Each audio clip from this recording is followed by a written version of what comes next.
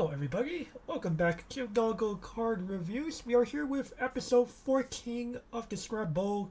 We are here to explain the restriction list. Alright guys, we're pretty much we're here to explain the ban list. So, okay, what is this restriction list you speak of? Well, to minimize the issues of unbalanced and unhealthy gameplay in the Japanese Neo-Standard format, as in the commonly played format where one picks a single title to build around, Bushiroad has put a fair number of cards on a restriction list to mitigate the impact of various Neo-Standard titles in hope of making a more enjoyable game where multiple titles can compete. Today, we will explain why the cards in the current restriction list, which is as of the December 2020 revision, are restricted in the way they are, and do our best to attribute what prompted their placement on the list in the first place, as well as discuss under what context the cards can come off the list if it is possible. But yeah, thank you. Credit goes to the Duologues for this idea because I was just like, you know what? I much rather like his series on explaining banned cards. I like it when he goes into, okay guys, these are why these particular Magic cards are banned. Yeah, these Magic cards are pretty fucking good. But anyways, let's move on, shall we? Sure thing, I guess. Just as a refresher on restrictions, everybody. So basically, banned cards, you can have no copies of this particular card, period, in your deck. Limit X. You may have up to X number of copies in the deck, and choice restriction, which is the most common type. Basically, they put X number of cards on a list. You may pick one card and have up to 4 copies of that one card and have 0 copies of the others. Pretty self-explanatory, I would think.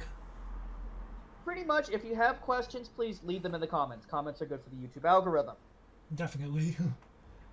Alrighty, Alright. So we're going to begin with our first restriction here. So we have the Capo and Dal Segno series. This is denoted by the letters DC, DC3, DC4, and DS. So we have a choose one of 2 restriction between Swimsuit Anzu. So she is a 1/1 2000 power card. Auto alarm at the end of your turn. If she is the top card of your clock and you are at level 2 or higher, she heals away. And we also have the event card Xylophone Fortune Reading, which is actually, these both are found in 2 different sets. Anyway, it's a level 2 cost event. This one just says choose up to 2 cards in your clock and put them into the waiting room, and you put this card in memory. So this is a heal 2 event, basically. Okay, so, Swimsuit Anzu. Hello guys, I am Divination, for free. You what? Or, you might as well just use the Yu-Gi-Oh term. It's basically Paul Greed, right? Yeah, well, I'm sorry, I'm a Magic player, okay? I prefer the term Divination. And we all have preferred terms for everything. I don't know why Weiss Schwarz players mostly use Yu-Gi-Oh terms. I'm like, I think it has to do with more the fact that a lot of the Weiss Schwarz community probably got to play Yu-Gi-Oh first, then Magic. Like, you're obviously the exception. Like, for most people that I know that play Weiss Schwarz, Yu-Gi-Oh was their first trading card game. I see. I come from Magic, so. But regardless, we use Magic terms on this show, sir. Xylophone fortune reading. So, okay. You choose up to 2. Okay, you choose up to 2 cards. Yo, dog.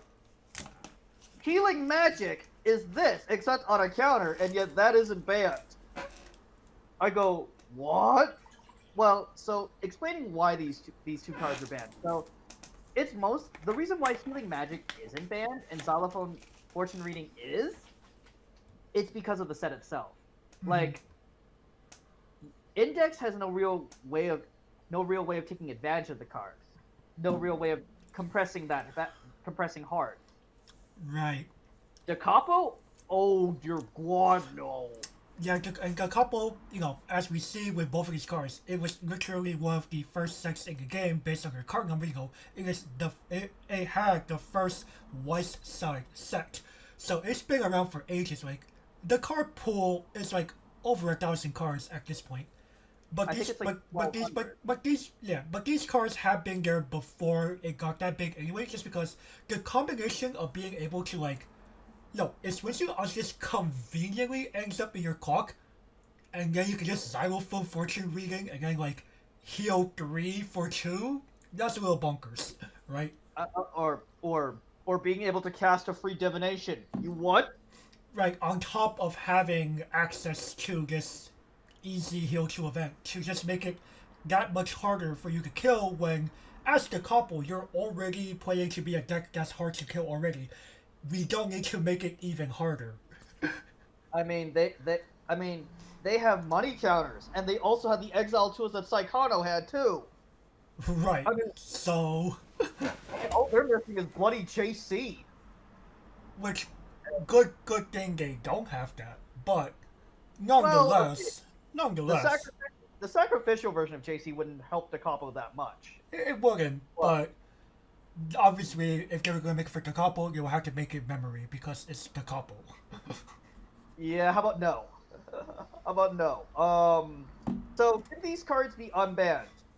Anzu is not the problem here. It is the xylophone event that is the problem. Right, you could argue that we could just simply give Anzu back and just simply say Xylophone Fortune Reading Forbidden. You could say that. I mean, hell, I'll offer a retrade. Swimsuit Anzu is the problem card with Xylophone Fortune Reading able to come back? No, I'll you said offer you retrain. I misheard that. If I'll offer you a retrade here.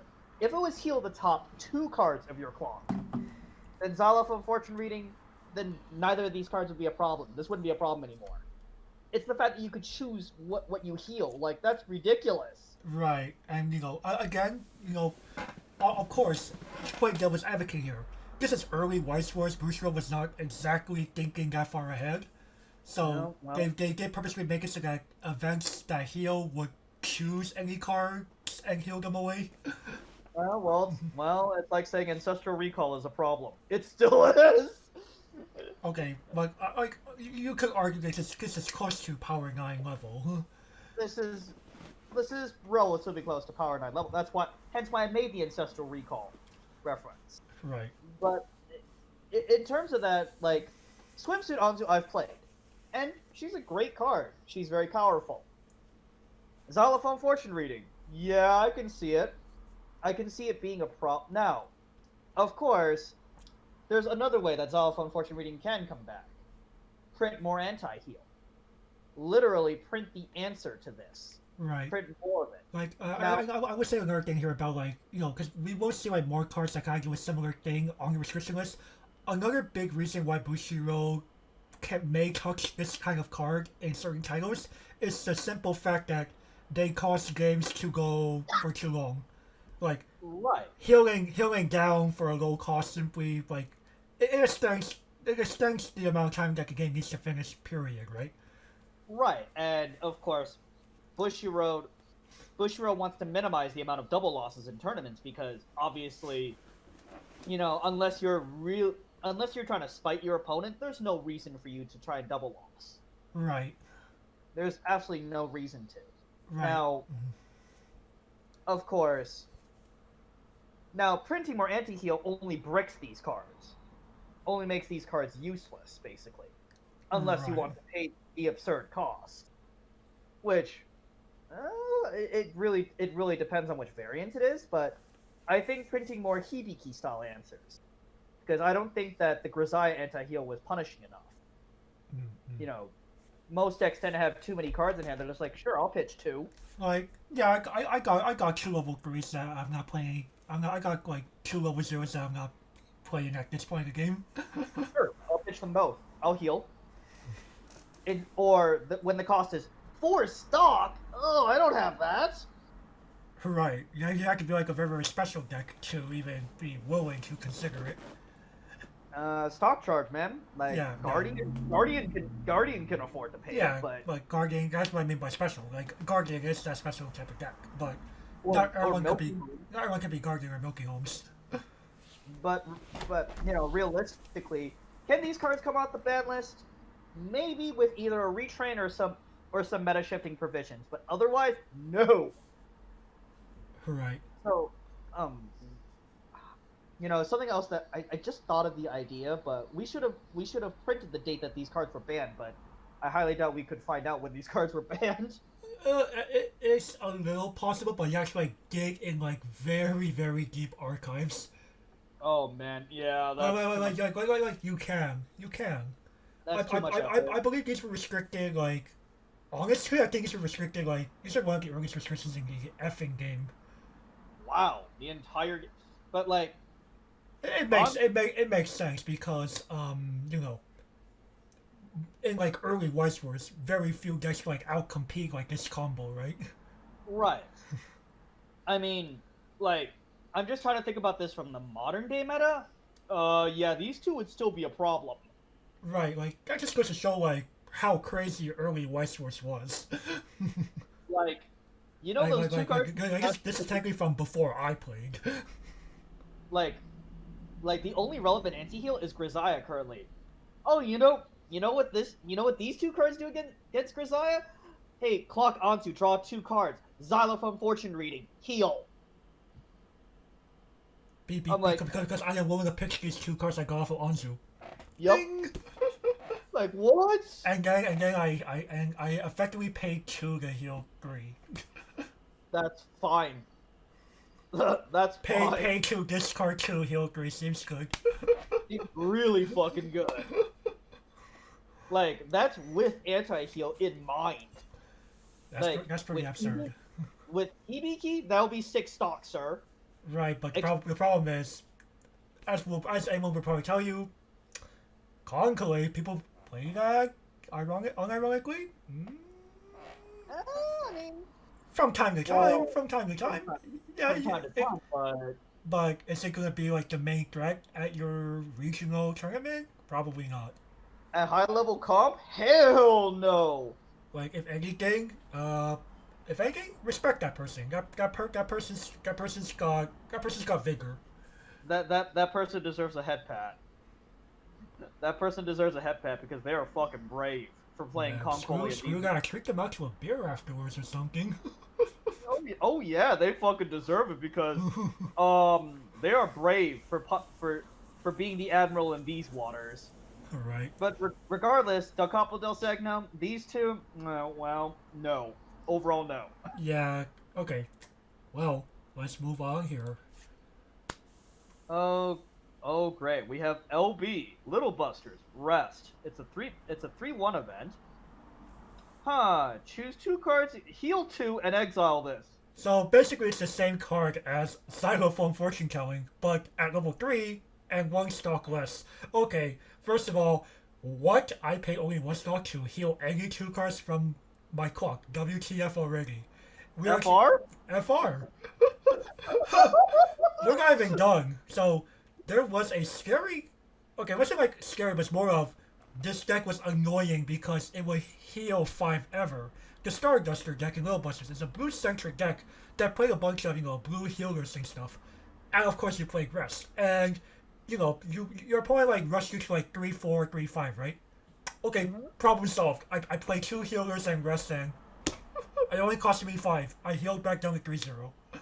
What? They full healed? FR? FR.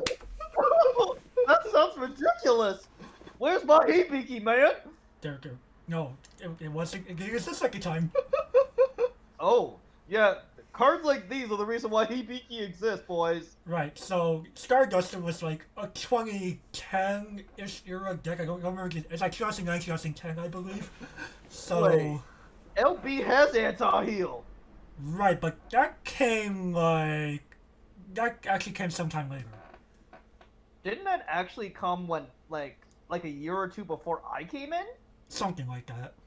Let's see. I think it was like Little Busters Anime Extra Booster, I believe, or something. I don't remember. Because by the time I came in, I remember hearing the mythical LB, the mythical Little Busters, having both anti-salvage and anti-heal, and having.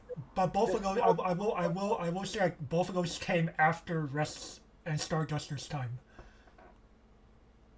It's ironic because Little Busters did go from being I'm gonna be a deck that's gonna heal the F down to no one's healing. And I'm gonna bat you down +2 souls.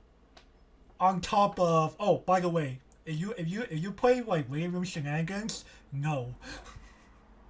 You are going to -1 by doing that.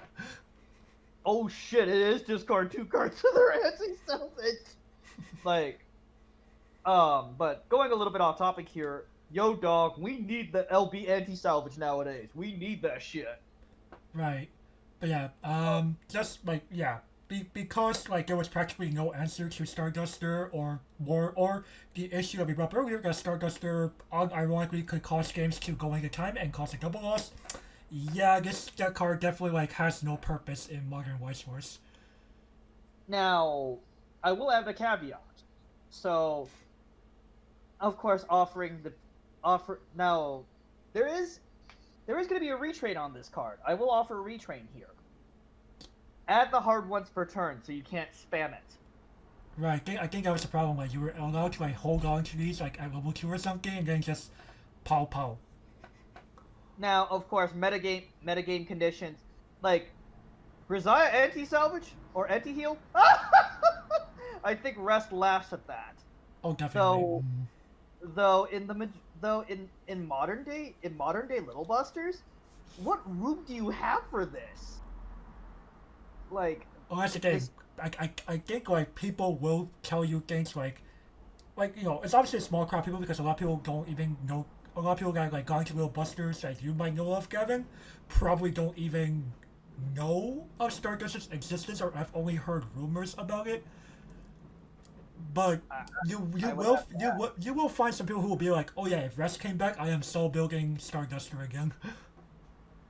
I mean, like they just like there are good blue cards that did come out over the years.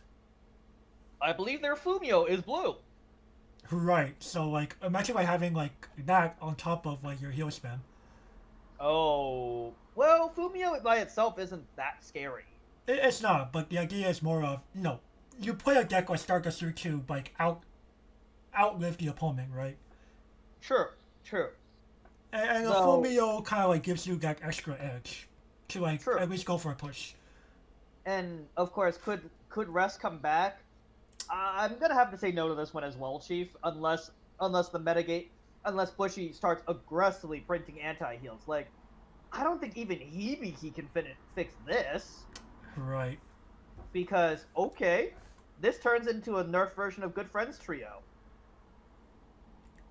which we'll see later on. Spoiler alert. But at the same time, oh, man, like paying 3 to heal 2 is still pretty good. Mm-hmm. Oh man, yeah, I'm sorry. I'm sorry. I'm sorry. Yeah, I agree here. Like this, there's a reason why I said this card serves no purpose in modern Weiss Schwarz. Like, even if anti-heals were ramped up, even if anti-heal is literally in every set, ooh, there's no fixing Rest. There's just no fixing it.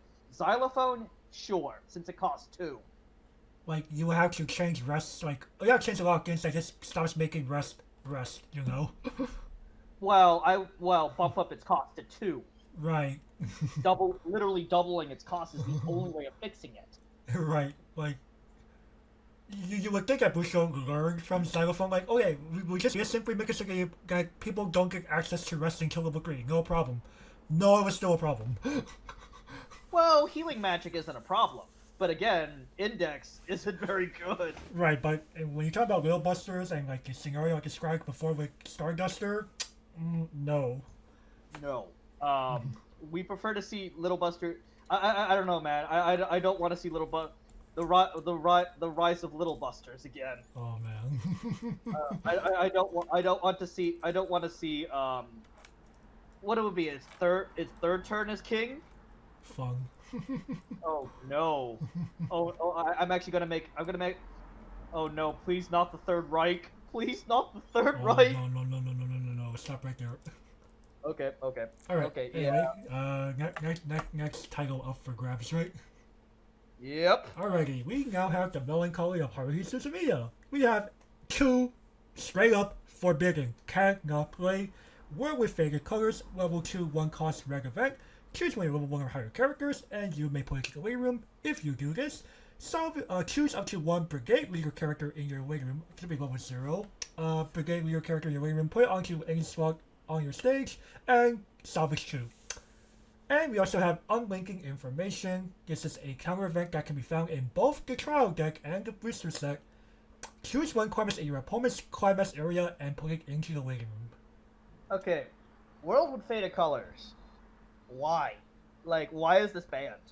Like, this is okay. So I Gavin does not really know like why. So something that Haruhi was really well known for was just having absurd amount of advantage, and World with Faded Colors really like enabled that. Like, it was inherently just bad card design. It's just like a very it's a +1 basically. Yeah, World of Faded Colors is a true +1 in this case. It's a true +1. Right, and like chances are the level 1 that you're killing off is negligible. Or has an on death ability. Right. Even better. Right, and you know you can just easily like, oh, this is easy access. You know, to play my Haruhi Brainstorm, or like the Haruhi back row that says every time you play Brainstorm, I get to draw and get or something. I don't remember what the anti Brainstorm was in Haruhi, but you know, just like being able to like trade off a character, and get two additional characters on top of that. It was a little absurd. Like, if anything, I would argue this card is simply here for precedence to just simply say, sorry guys, we swear we will never print BS like this again. Like, I feel this is more to serve as a reminder. Dig Through Time, sir? It's not the same. It's not selective. Right, but at the same time, Dig Through Time is a true +1. It is, but see, that's the thing. Up to top 4 times 2 is nowhere near as good as straight up salvage 2. True. Although in Diva's case, you can bond for the damn thing, and it's so easy, man. It is. Whereas, you know, you are right, there's like no bond to grab this. But the fact that it's far more selective, and like, yes, I mean, there's you know, that's another thing. Like, at least, you know, Umiyuri will never get restricted because it's in a title that actually can't abuse it that well overall. Whereas, you know, if they ever chose to give Haruhi support for some reason, you know, we did see Kawa be like that slight glimmer of hope, right? For a short amount of time. Like, this card just simply, like, I feel this card is more to like serve as a reminder for Bushido to just be like, yeah, we know guys, we messed up back in 2009. Right, and obviously, sure. Could this come off the ban list? You know what? I kind of have to agree with you here. Selective +2s are really good. Like, sure, Dig Through Time is an amazing card, but it's not very selective in either game. Mm-hmm. Like, even in Magic, well, yes, you get to only look at your top 7 cards. In Weiss, well, it's dig 4, take 1 times 2. Now, bearing in mind here, the set also does set precedence here. Diva's card pool, it doesn't matter how many cards Diva has in its hand. Most of its cards are complete ass. Mm-hmm. Like, Haruhi though, its card pool is really bad, man. Like, by modern standards, like, ugh. Right, like, if anything, I think you're just more, like, you're agreeing with me because, like, it's more to, like, remind Bushido, like, hey, just don't print this again, ever. Right, like, oh my god, imagine something like Sao getting this. Ooh. Ooh. Like, if we just simply say, like, choose one level 0, like, avatar or net character, that'd just be absurd. Well, I mean, or even Flucklight. Or Fucklight. Even if it was Flucklight only. Shit, Alizazay should be happy for that. Right, there are so many good Fucklight level 0s. I'm missing my Brainstorm? Yeah, let me go grab my Brainstorm for free. Exactly, FR? like FR apparently. Like, this card's absurd. And for only 1 stock cost, you know what? I'm kind of happy. You know what? I'll take Dig Through Time. I'd rather see Dig Through Time. Right. Now, unlinking information is a bit of a funkier issue. This card didn't actually end up, like, at least with World of Fate cards, that's been there since, like, 2009, 2010. Unlinking information is, like, far more recent. This was only here, like, as of, like, 2017, 2018. I don't remember the exact year.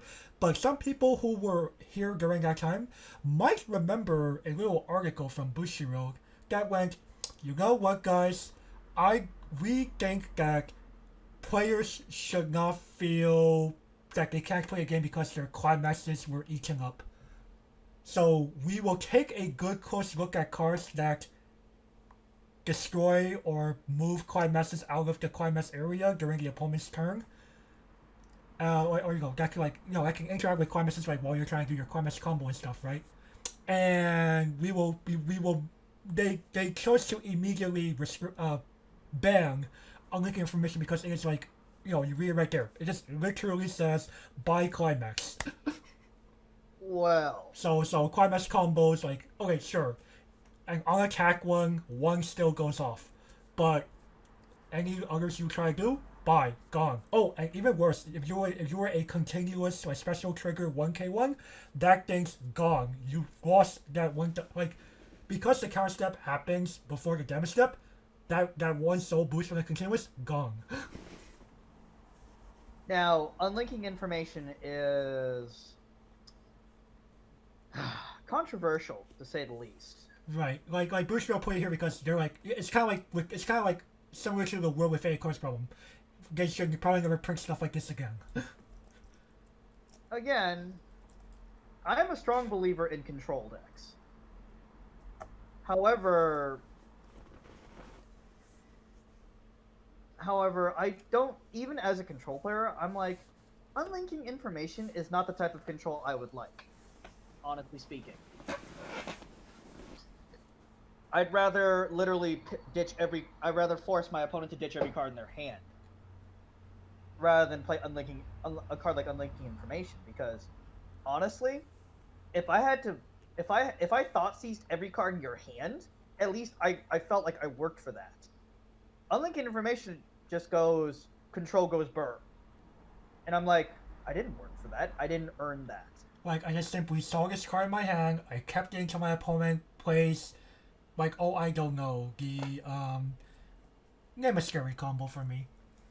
Oh, well, let's see here. Or I could just simply say, like, the one that people were scared of, like, before the restriction list, War Spirit Kurumi with Fearless Smile. No, she's not that bad. Like, or, let me see here. The Shoko combo from Albutsu Set 2. Okay, they get to pull one off, and then I do this, they're vanilla for the rest of the turn. Yep. She does literally nothing else for the rest of the turn. Or even the Sao combo. Einkrack? Okay, so they get to do 1 mil 5, they burned me 2 twice, and they hit for now 2, because choice trigger gone, right? So... Yep. And the other 2s are just pure vanillas at that point. Like, congratulations, you heal 3, play the climax, you got 2 burns in, congratulations. I hope that kills me. Right. But, like, now, of course, I will add the caveat of you could just side here. But siding for the majority of decks isn't very viable because they don't run enough soul triggers to do damage. Right. And chances are your opponent probably didn't leave a bunch of zeros to avoid penalty. Oh, no. So, though Goblin Slayer could do it, they could bypass unlinking information. But it takes a lot of setup to do that. Right. Unlinking information is simply one card. Now, I will offer the caveat. Foreclosure. Foreclosure does a very similar thing in preventing climax combos, because a lot of them cost stock. Especially for on-attack ones, they usually cost quite the hefty Stock amount. and hand. Right. Stock and hand. No, the hand part's not the problem when it comes to foreclosure, it's the stock. Right, and unlinking information just says no combos whatsoever. The reason why, well, again, I think foreclosure is kind of the modern day version of unlinking information. Kind of. But that's the game. Like foreclosure does have more limited applications, of course. Like, there are combos that just simply say, oh, foreclosure? That does nothing against me. That does literally nothing against you. You see, a card like Unlinking Information literally stops all of them. Like, instead of this being a counter, like, what the biggest part problem for me is, this costs nothing. Yeah. This costs literally nothing. Like, not even one stock. Cost 0. Let's say this costs 5. Now that you might want to reconsider that. Well, you want to pay 5 stock to prevent, like, a bunch of burns? Yeah, sure, I'll do it. Like, yeah, sure, definitely. But you can't combo them in response. Most likely not. Most likely not. You're choosing to sacrifice your counterattack. Your counterattack. But that's again, but Unlink Information just says, no, you get to do this, deny your opponent their turn, and you get to go burn.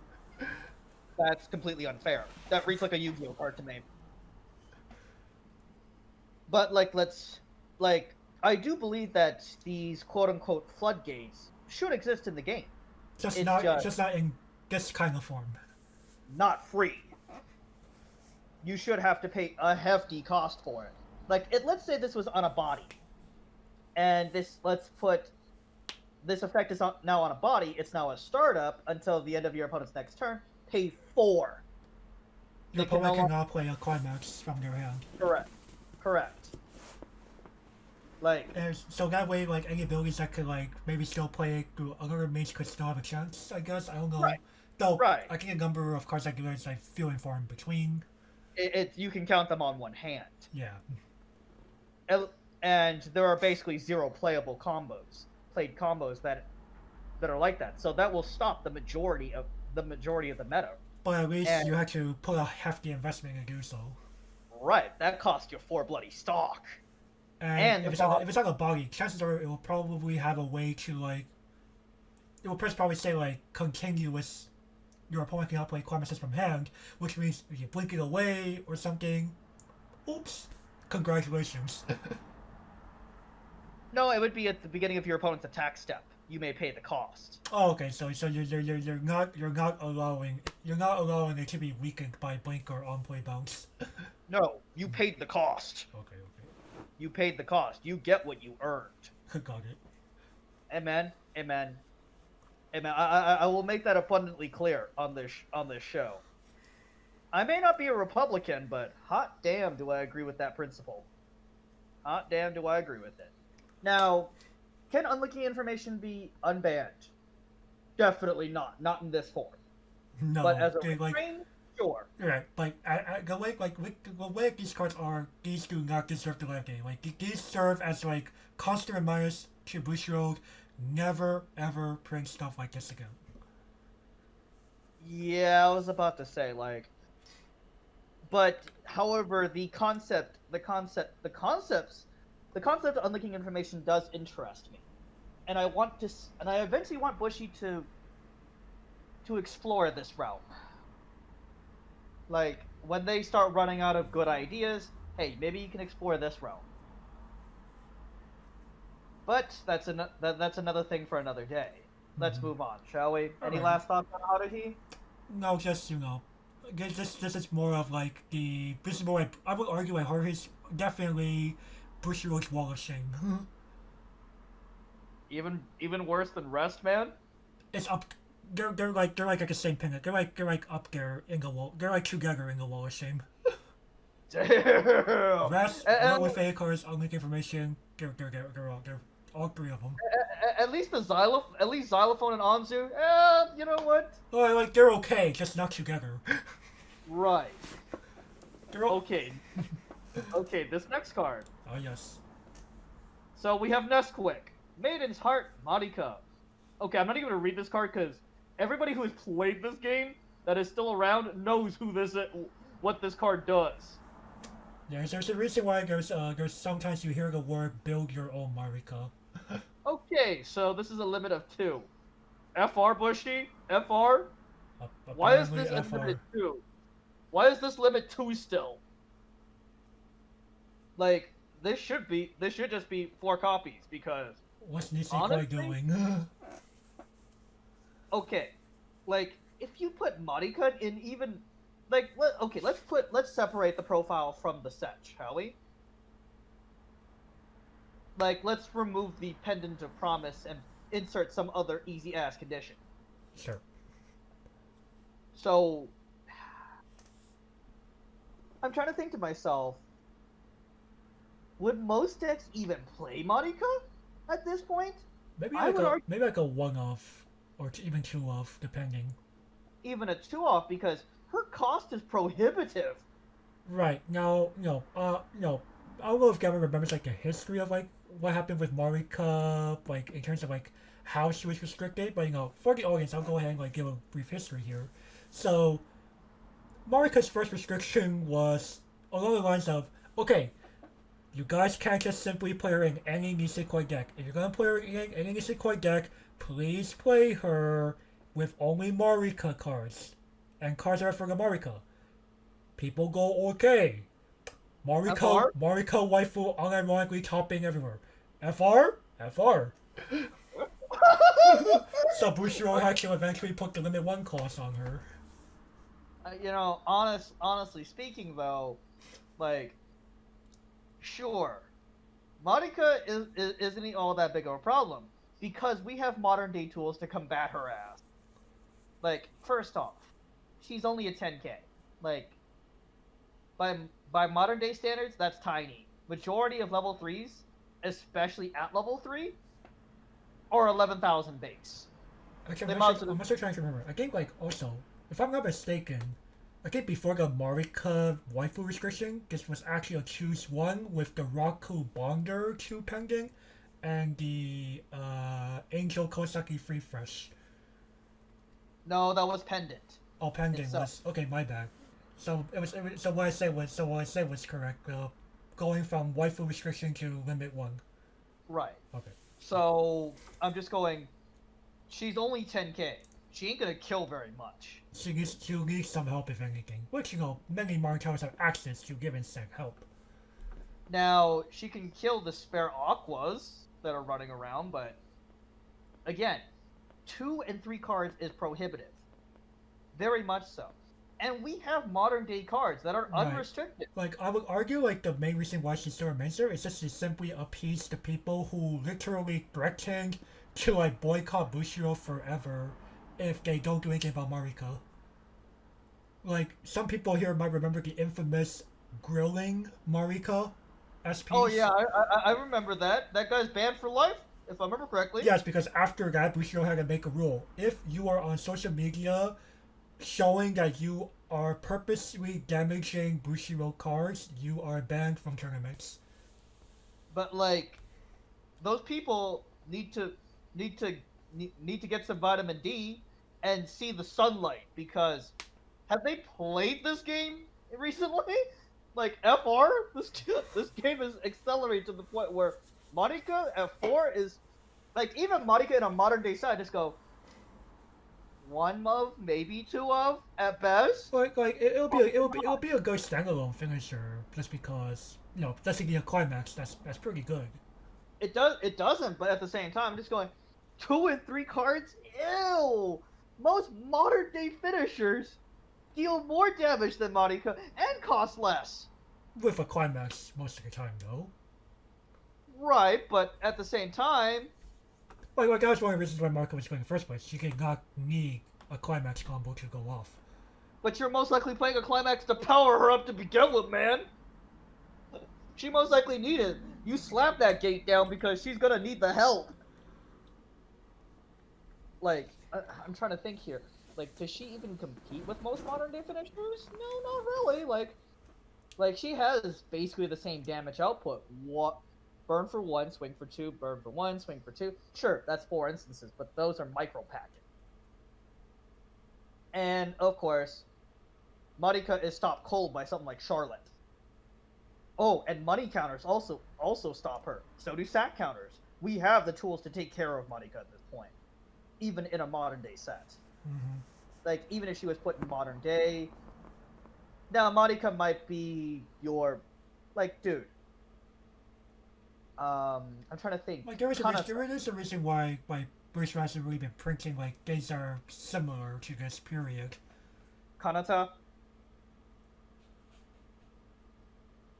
Do I need to say any more, man? It's not exactly the same. No, but Kanata isn't cost prohibitive like Marika is. And I'd argue she's a bigger problem than Marika would be in modern day formats because she's so much cheaper. Like, right. If anything, like I feel like part of the reason why this card's being here is more up because again appeasing the audience. A lot of people were pissed off. Like a lot of people were actually mad during this time. Bruh, let it go. It's been 6 years. Bruh, let it go. It's been 6 years. Like, from a competitive standpoint, there's no reason for this card to be restricted still.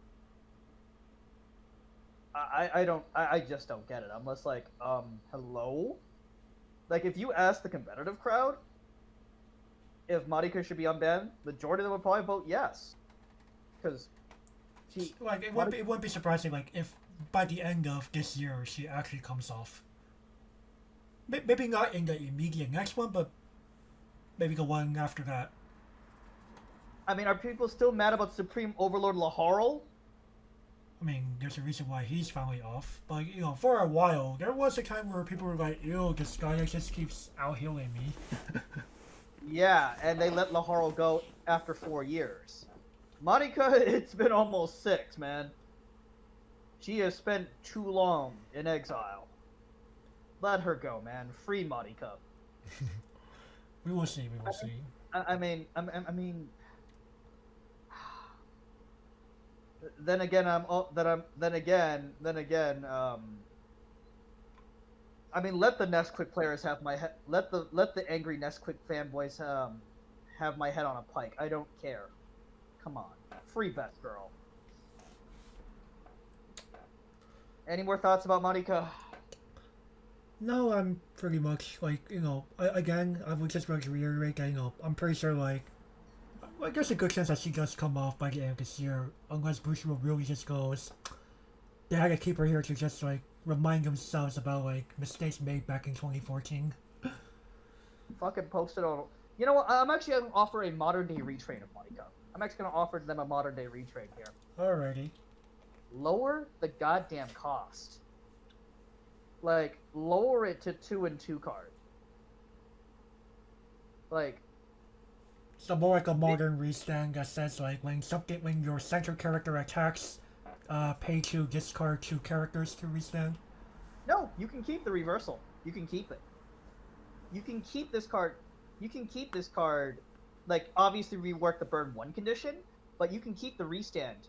Just lower it to 2 cards. That'll make it very fair. You need the reversal. You still need to work for it, but at the same time, that'll make Marika a hell of a lot better.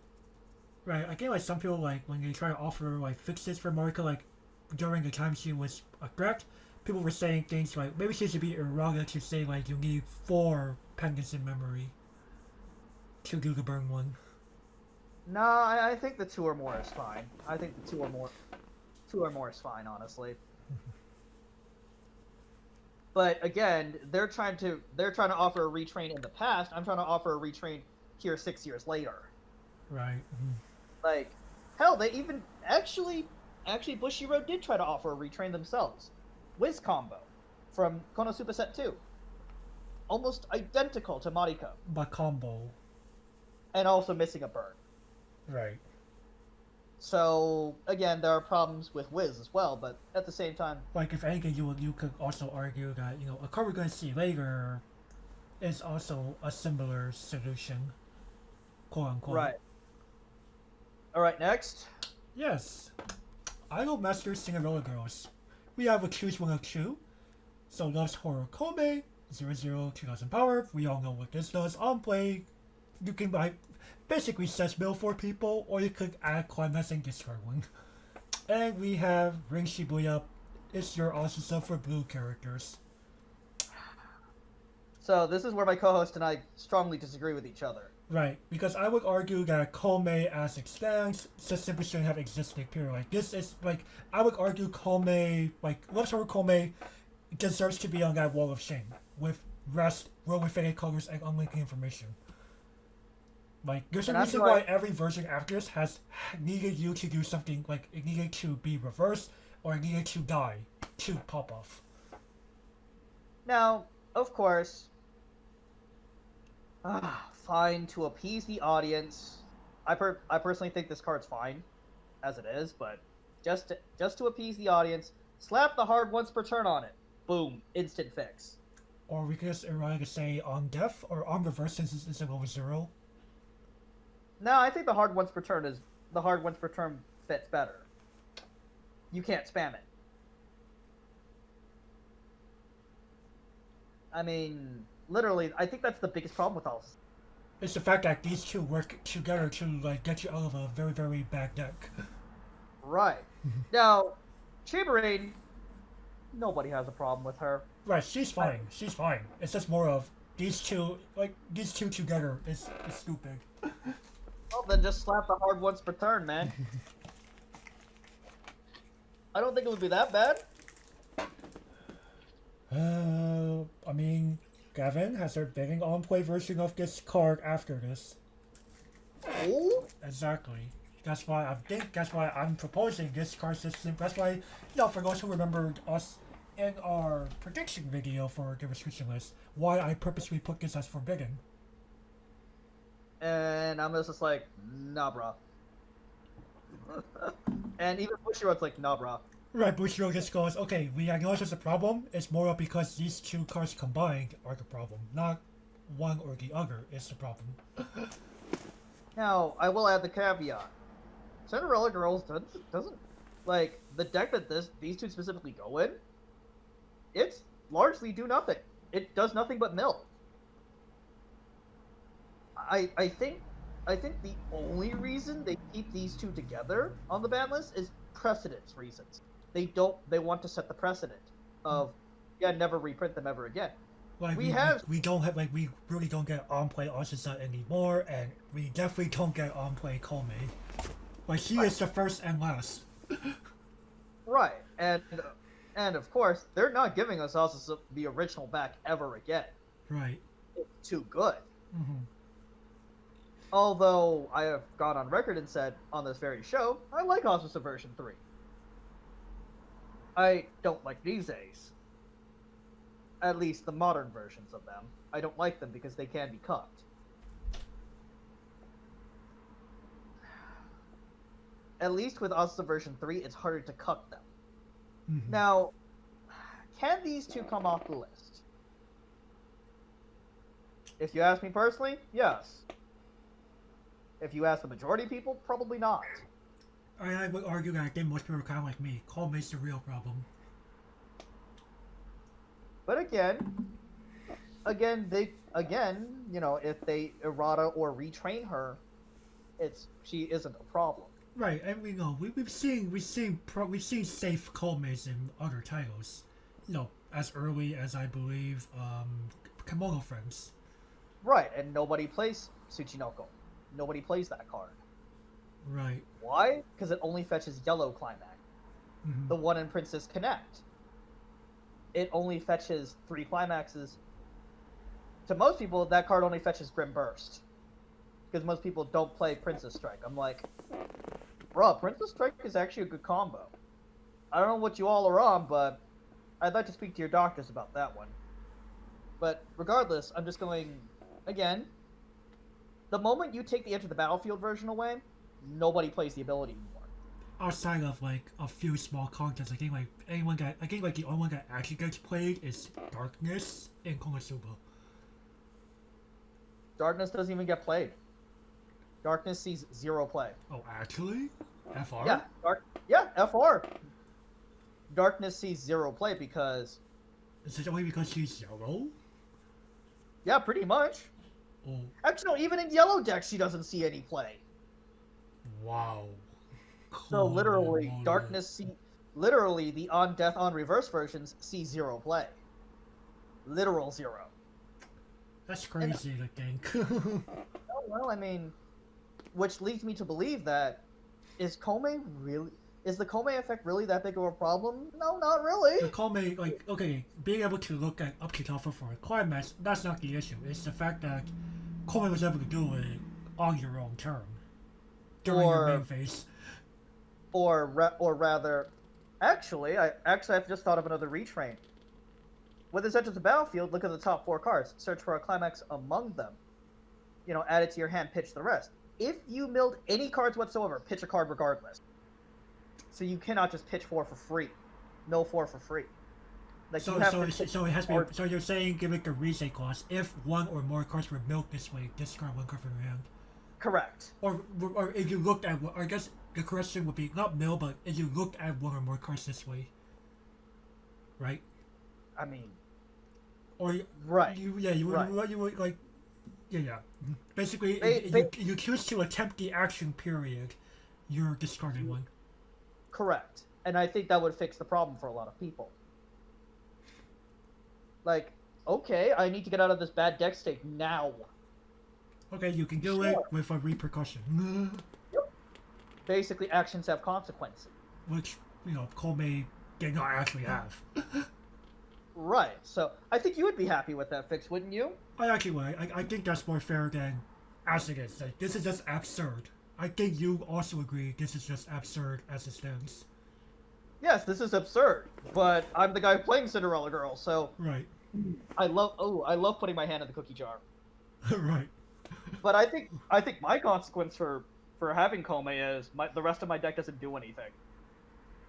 Right, but you and I agree that as like this text as it is not okay.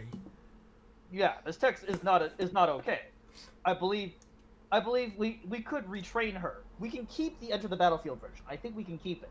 But we add a punishment to it. We'll see if Bistro actually does something like that. It doesn't look like they are anytime soon. No, they're just content with giving us Fugos and Aquas repeatedly. And the occasional Azusa version 3 and a Rise here and there. Right. I'm just like... sorry, a Rise version 2. Let me rephrase that. Thank God in Alicization, there's no Fugo in sight. Otherwise, I would have ripped somebody's spine out. Figuratively speaking, of course.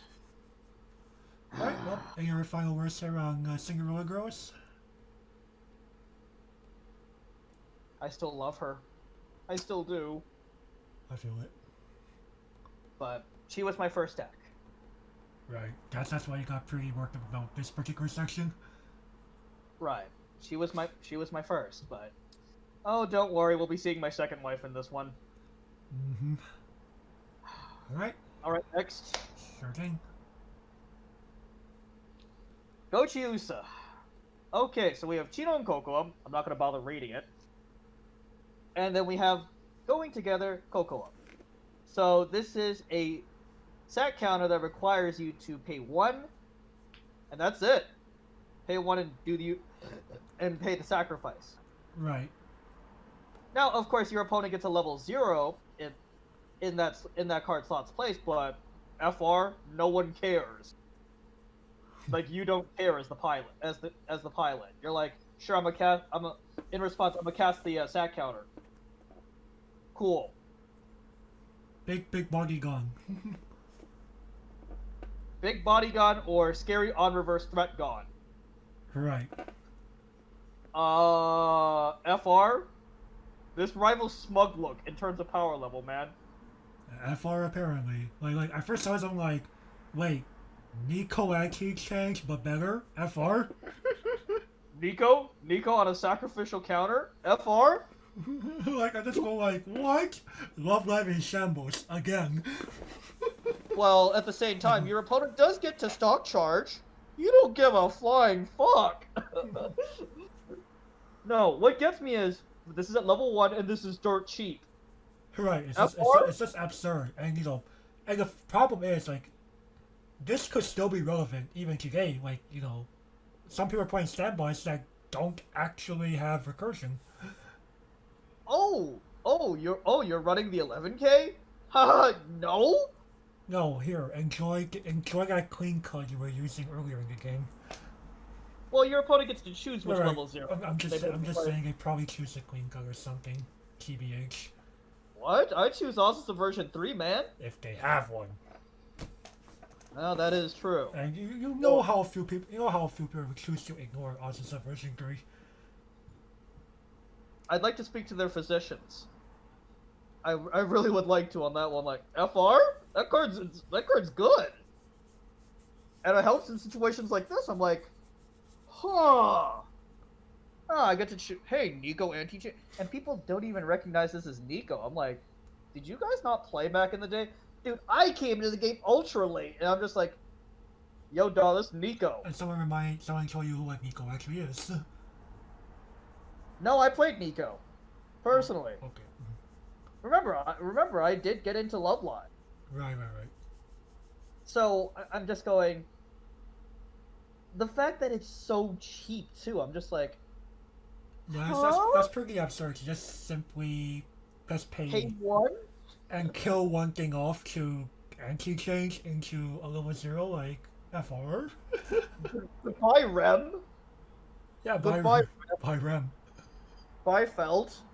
Or by Puck. I was about to say goodbye, Furball. No one will miss your ass. Like, I'm just like, Now, the only thing that this doesn't deal with are recursive early plays. You don't give a fuck, though. Would you, man? Like, if anything, like, that's a very cheap way to do anti-damage on even a recurable early play, right? On a recurable early play, like, yeah, you anti-damage them and you force them to pitch the card. Like, yeah, seems stonks to me. Seems pretty stonks to me, like, yeah. Now, the only thing that really balances this card is the fact that it's in an old set, like Gochiusa. Though, it's getting help. It's getting help, we just don't know what kind of help. And, we kind of alluded to this when we were talking about Marco earlier, but Gochu and Mexico and Kokoa are kind of like a fixed version of Marika. One actually requires a climax combo, and two is 3 instances of damage with the 2 burns before the big hit. Big hit of 3. Yeah. Now, when this came out, this was insane.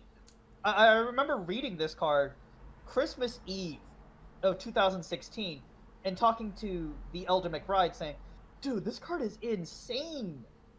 3 instances of 1 card? FR? I got 4, right? He was all like, yeah, that sounds pretty good, actually, dude. I'm just going... And people that were playing, like, during, like, this era will remember that, yeah, Rabbit House was a little scary. Yo, dog, why does this randomly gain 6,000 power?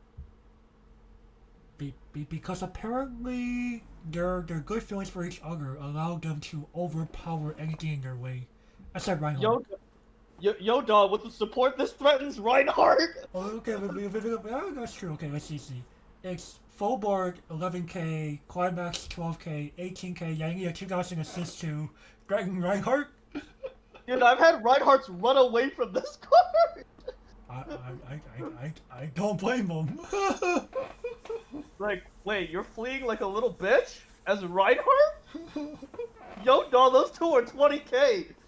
I ain't gonna fuck with them. Like, scarce I don't have my Reinhardt counters or my smug looks. Well, yeah, there's a reason why I'm like, dude, you're fleeing like a bitch. He's like, don't worry about it. Don't worry about it. Or no, they stare at 3 of these things. Welp. Understandable.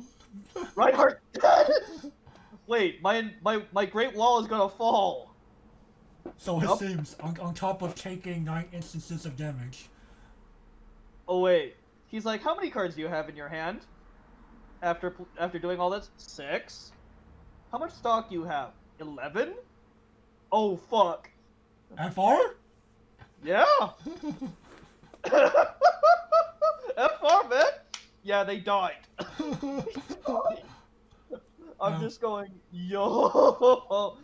But Chino and Kokoa, by today's standards, FR, man. This is the best finisher we have. Ugh. Hey, Like, don't be surprised if like Bloom suddenly like says something that enables this to be better. Oh, add a fourth instant. Add another burn one. Let's fucking go, If boys. a certain card's in memory, all of your other good trap makes you like Cocoa Gek on attack burn one. Hey man, let's fucking go. Burn one. Oh wait. Guess you gotta effectively make this kaleidoscope. Yes. Yes. Ilya in shambles. And man, we had to pay 2 and 2 cards for each. And Ilya had to discard like a bunch of shit, a bunch of climaxes. I mean, it makes it a mediocre shotgun.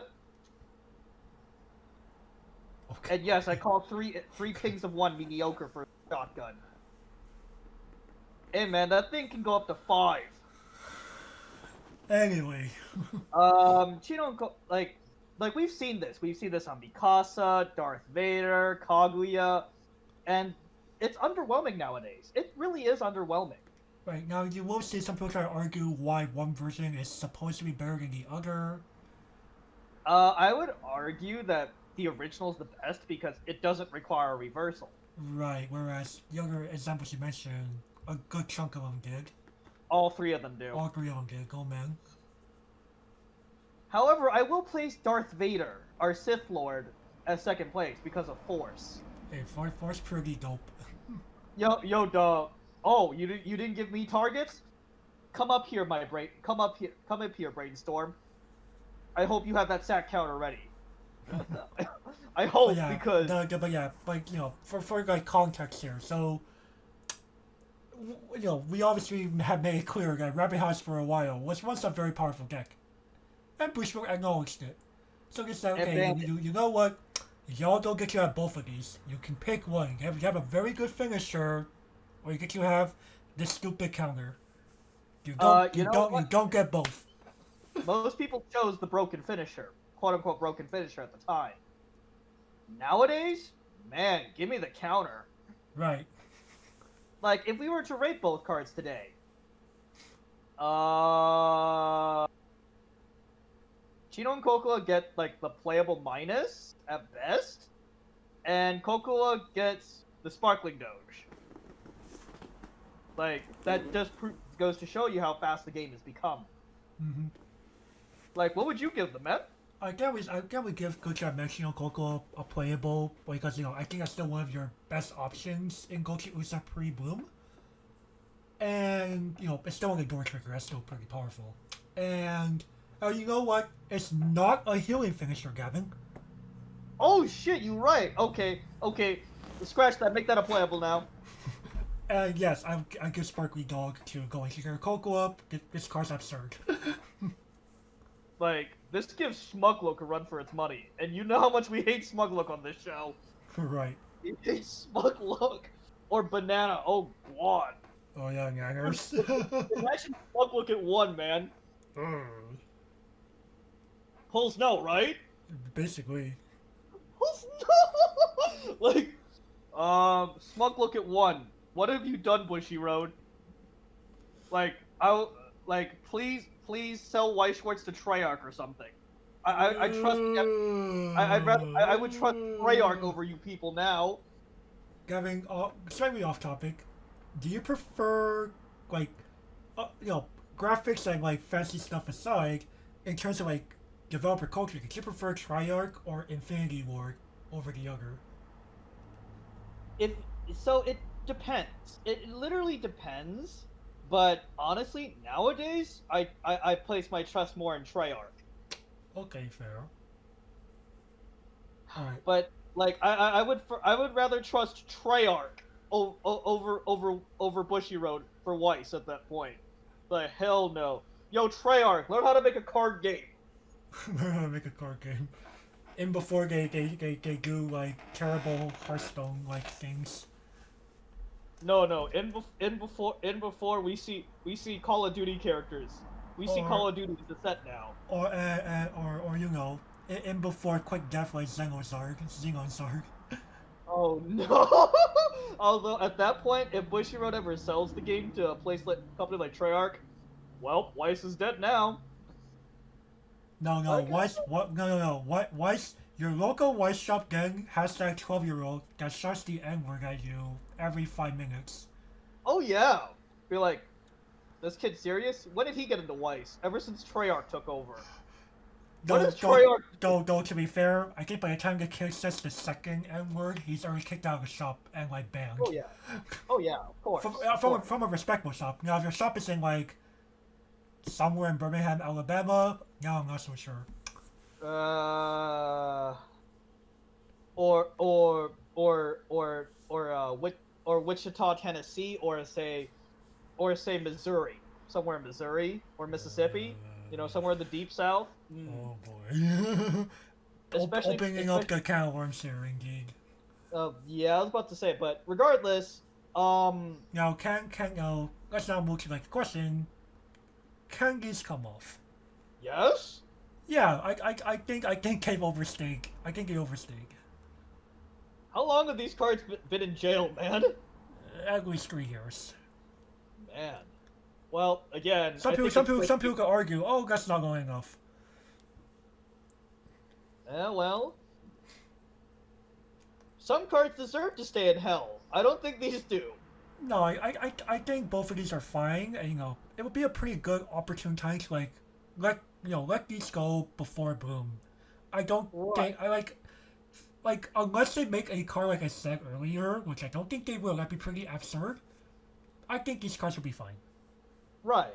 In fact, I predict Chino and Coco to be power crept in Blue. I honestly predict it to be power crept in Blue. Please do not power creep Cocoa. Please don't. Yeah, I don't think it will. If any game we may see, like, I wouldn't be surprised if we could make a Yoshino style of counter for Chia. Okay, sure, I'll take that. I'll take that because honestly, I wouldn't be surprised if Chia gets a Yoshino counter. Good. I can fetch that in Chia and Shadow. Plus, give them Azusa, please. Specifically them.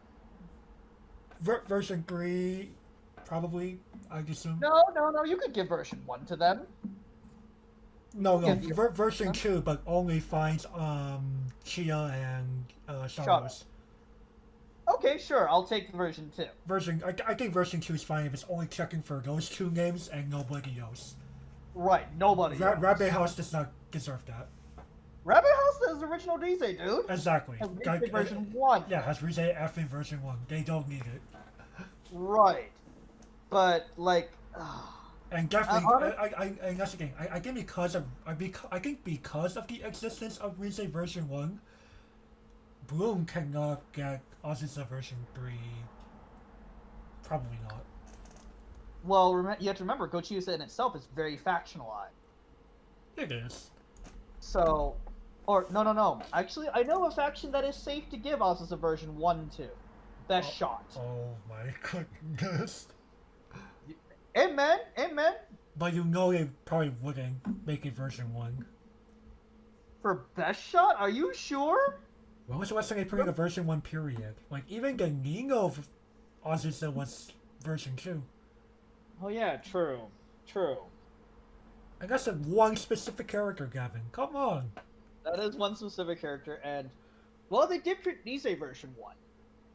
They did. Okay, but Rise version 1s are fine for factions or specific characters, but... Memory Snow. It literally fetched any Memory Snow character. So, they're fine with printing Nisei version 1. Probably not anymore at this point. I mean, it'd be pretty safe to give it... Do you even know what Best Shot does, man? I do. I've seen people who use it unironically. So... They exiled a Climax. I think giving them Azusa version 1 wouldn't be that bad.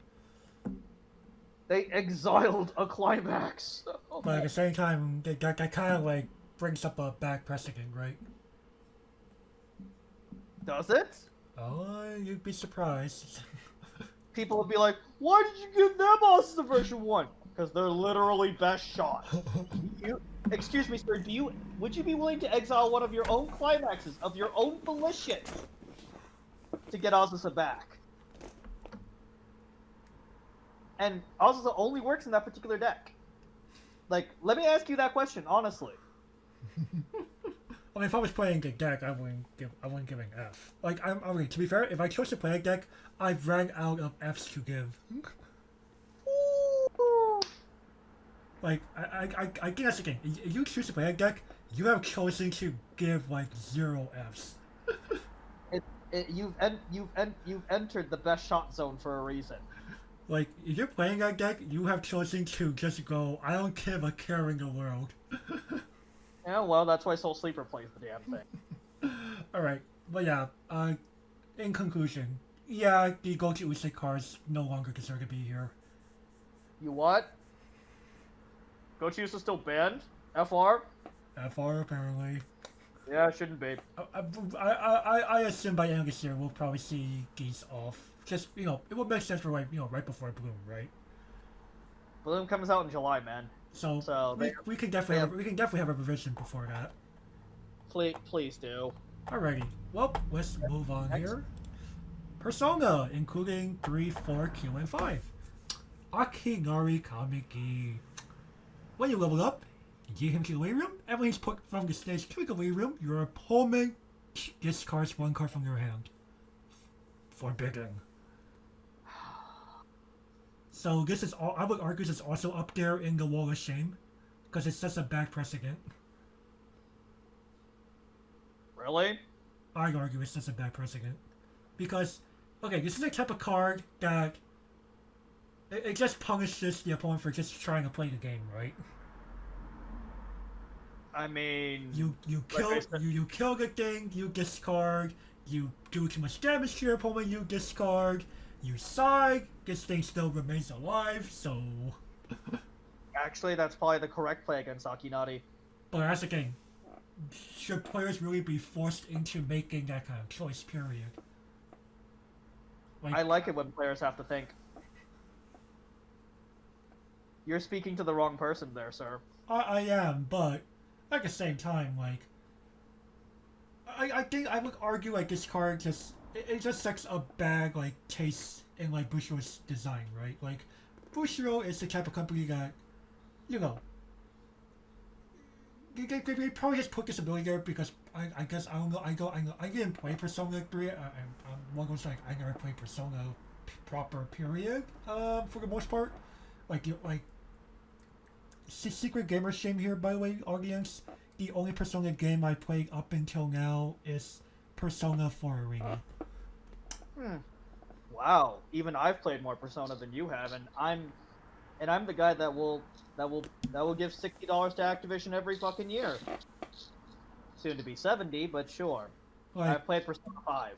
Okay, cool. Anyway, but like Akinari here, like I just feel this design is like something that like Bushiroad wanted to like toy around with, thinking that it could try to like emulate what other card games did, and realize, yeah, this game's not the place for it. I would be more than happy to see Thoughtseize. I'd be ecstatic to see Thoughtseize. And Thoughtseize is far more powerful than Akinari is. Oh, definitely. But like that's the thing. Okay. Mechanics-wise, Persona can have this bad game when really do anything. That's true, but you could argue the same thing with like Haruhi, right? Right. The reason why this card here is more to like remind Bushiroad, hey, we made a mistake back in 2008. We probably should not try to do something like this again. And why not? It basically emulates it basically forces the player base to consider their actions. In fact, I would argue this is a floodgate, similar to anti-heal and anti-salvage. However, it does cost you resources. Like if you want to heal, pay the 2 or pitch a card. Okay, kill this 1/1500. Sure, pitch a card for it. Well, I mean, eventually this will die even if you side, right? Because of its versatility. Correct. Now, of course, siding this card and leaving it alive is simultaneously the best play and actually the worst play. It really depends on game state. It forces you to consider your game state. Like, I like cards that force you to consider all aspects of the game, not just go herder, I'm going to execute my game plan and not have to think about it. That's what frustrates me. Players being able to, like, Akinati is a trap, basically. He's a free reversal target every time. And there are ways around Akinati. Those kick to clock cards upon getting reversed. He doesn't hit grave, therefore you can avoid the pitch altogether. It basically forces the player base to come up with solutions. And the player base is unironically playing some of those cards anyway. There are very similar cards in this game. Like, majority of the anti-heals. They go to exile, okay. But they must first require reversal. How do I dodge it? Oh. You know, non-red level 0 bombs. Let's fucking go, boys. Or if they actually feel bold enough, they actually play the, you know, like you said earlier, kick to clock on reverse green cards. Right. Now, like Gavin, I'm saying more of like, you know, this is like I'm not saying like Persona should not have this period. I'm saying more of, should this even be in a game to begin with?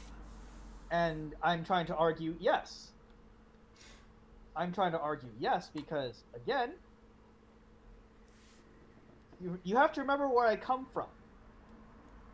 Discard is a natural part of the game. From where I come from, discard was a natural part of the game. Like, you had your basic mind rot that was printed as an uncommon in literally every core set. Your opponent randomly discards 2 cards. Now, of course, my philosophy behind it is, instead of naturally gaining advantage of yourself, you can instead choose to naturally force card disadvantage upon your opponent. That's how I would balance it. You gain no natural advantage yourself. Instead, you trade card for card from your opponent's hand. Of course, you know, there are cards in Yu-Gi-Oh! That also do it. The Forceful Sentry, anybody? I mean, here's the reason why those cards will never come off their respective lists. Well, of course. Those kinds of cards are too free. But again, in Yu-Gi-Oh, you can't really tack on an appropriate cost because there's no resource system in Yu-Gi-Oh. And if you tack too many restrictions, the card never sees the light of day anyway. In fact, isn't there a modern day trap card that allows you to look at your opponent's hand, but also force you to ditch a card as well? Force yourself to ditch a card? Like, you can look at your opponent's hand and discard one of their cards, but you also pitch a card yourself. I believe it's a trap card. I feel like you phrased this card a little incorrectly. It's Thoughtseize, except you have to pitch a card yourself as well. Is this some Dark World card? I think so. I'm not 100% sure. I remember seeing it. I can't remember its name, but we'll probably bring it up in post-production, but regardless, it's an interesting concept. Like, entertain the theory here for me. Instead of naturally increasing your hand size via a climax combo, you instead force your opponent to discard a card instead. So basically you want to say, like, black-style decks should start existing in Weiss Schwarz. Correct. Like, okay, my hand size is, at the end of the combo, 4 cards in hand. But so is yours. No, let me explain why, because this could be a bad thing for the long term, Gavin. this can increase the number of double game losses. How so? Because if both players have been slowed down to a crawl by the quote-unquote black player doing black things, how are you going to make progress in the game? Not easily, right? Now, of course, I would also add the cost of, well, deal 1 damage for every card that the black player discard to themselves. So it's truly black. It's like, okay, you want to make me discard a card in my hand? Sure, you pay 1 life for it. I don't know if that fixes the problem I brought up. It does accelerate game state, now doesn't it? It brings you, the pilot, closer to death. And it forces you, as the pilot, to consider, do I really want to make them discard another card in their hand? Do I really want to take 3 damage? Well, speaking of taking damage to yourself, you will see something that definitely made people do that. But, like, I like the theory of Akinari. I like the theory of it. I think you definitely think like maybe like the way that this is probably not okay because of the fact that this will pop off no matter what. Right, we can erase the when you level up, kill it. But like so, you rather make it so that there has to be like more actual player control and popping it off, I guess. Well, simply if you kill the first sentence and leave the second sentence alone, I think that fixes it because now the opposing player has to make a choice. I can side this card ad nauseum and let them keep it. However, I let them virtually +1 every turn, or they could crash it in the next turn. Or they just simply choose to play it to crashing anyway. or they can do that if they so choose. But again, now they're trading 1 for 1. And they also paid for it too. You also have to remember, Akinari is also costed.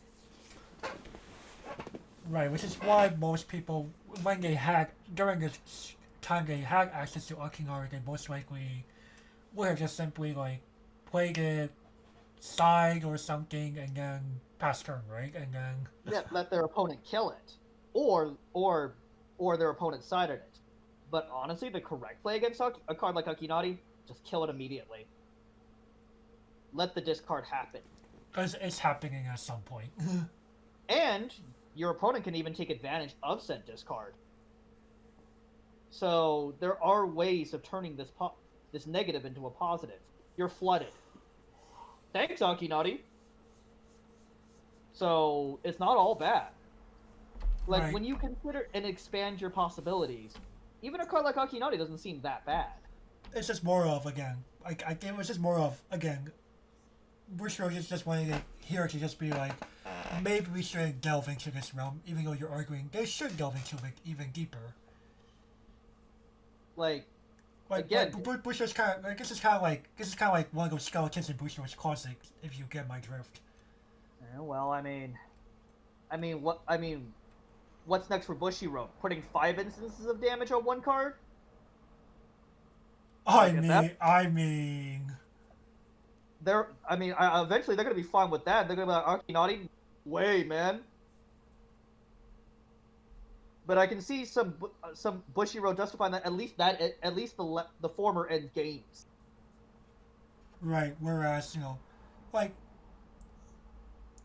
again, I'm not trying to say Akinari by himself is like broken or anything. It's more of, should this really be territory that Bushiro should undertake? Well, like eventually, it might be something they pull out. They might start exploring this territory. Who knows? Who knows indeed. Bushiro has surprised us before. So, honestly though, like, I don't think it would be... And dude, the majority of the time when people's hand sizes is too low, majority of them will probably just concede after a while. You'll see a lot more concessions, honestly speaking. I think you'll honestly see more concessions. I don't know about the concession part. Maybe just only because like maybe like a lot of people that I play against just believe that they can still top deck and throw random bullshit and attempt to win the game anyway because Weiss Schwarz, right? LOL Weiss Schwarz. I mean, that's the right attitude to have, but I can see concessions at top level play. Yeah, I can see some concessions at top level play. I can see it. They're like, oh shit, the black player reduced my hand to 0. He still has 3 cards left in hand. What the fuck am I gonna do? You know, top decking doesn't really help much, and I whiffed my brainstorm.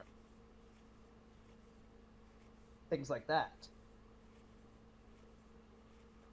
But again, I honestly do like this card. I do. Just, you know, just retrain him. Retrain him and explore this territory, Bushy. I knew, and I know I'm gonna get a lot of stones thrown at me for my opinion on Akinati. I'm just like, honestly, we all have weird opinions on certain cards, and I think Akinati is one of those that, well, he himself, I don't think should come back. Discard in a nutshell, like opponent-based discard should be explored, and if you're going to do that, you know, put some consequences on them. Right, not just simply make it play card for 1 star, go burr, right? No, make it damage you. Like people may laugh. Oh, damaging me doesn't do anything. Your life is not a resource. Not Weiss. Because Weiss goes burr, you're dead. And you help your opponent kill you. Card advantage isn't everything. This isn't Magic, where people literally drain their lives to 1 off Necropotence. Yes, the summer of Necropotence. Or ad nauseum.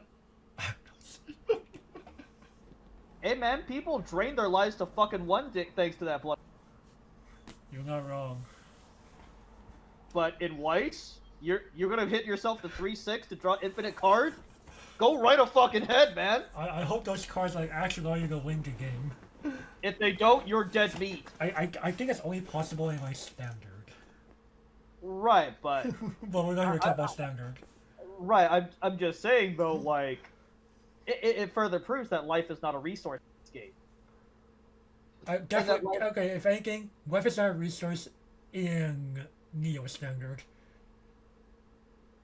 Right, in standard, well, no one plays standard, so. Hey, unlike in Vanguard, your life is definitely a resource. Yeah. Like, Weiss is unique in that, wait, my life isn't a resource? Nope. FR? FR. You don't get to be a black player and go burr. Even in Pokemon, your prizes are resources, man. Yeah, and it transferred over to Dragon Ball Super. Dragon Ball Super, Duel Masters. Fuck it, sometimes you want your shields to explode. Go shield triggers, boys. Oh yeah, once again, there's like that one 2-drop Rex spell that pops one of your shields to kill a 6,000. Yep. That's Tornado Flame, actually. No, Tornado Flame was a 5. Oh, it's 5? It's I thought 5. it was 2. Tornado Flame was 5-drop, but shield trigger kill a 4K. Oh, okay. I just don't remember what the 2-drop was called. It's been a long time since I played Duel Masters, so. Oh, and Yugi, definitely. Yeah, you will be glad to Solemn Judgment for 4K because it probably wins you the game. I was about to say, man, there's a reason why, like, I can't believe Solemn Judgment wasn't played at first. I was like, FR? What? It's an Omni Negate. For free, basically. But in a beatdown format, that could spell your doom, right? Oh yeah, oh shit, you're right. People praise, well, yeah, people swear at you for 18 or 17, like, okay, no, I should not play Judgment in this format. Or if they're fancy, 850. Oh yeah, they had access to mechanical effing chaser because they're a sack.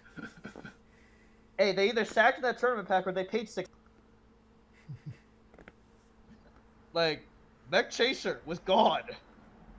But regardless, any last comments on Akinari? Okay, I'm good. What she wrote, Black When. Alright, next title it is. Detective Opera Milky Holmes. Cordelia's Garden. Heal 2. Choose one of you guys. Give them 3,000. Exile this. Limit 2. Alright, so I'm getting more in the right to talk about this card. So, this card was actually once forbidden.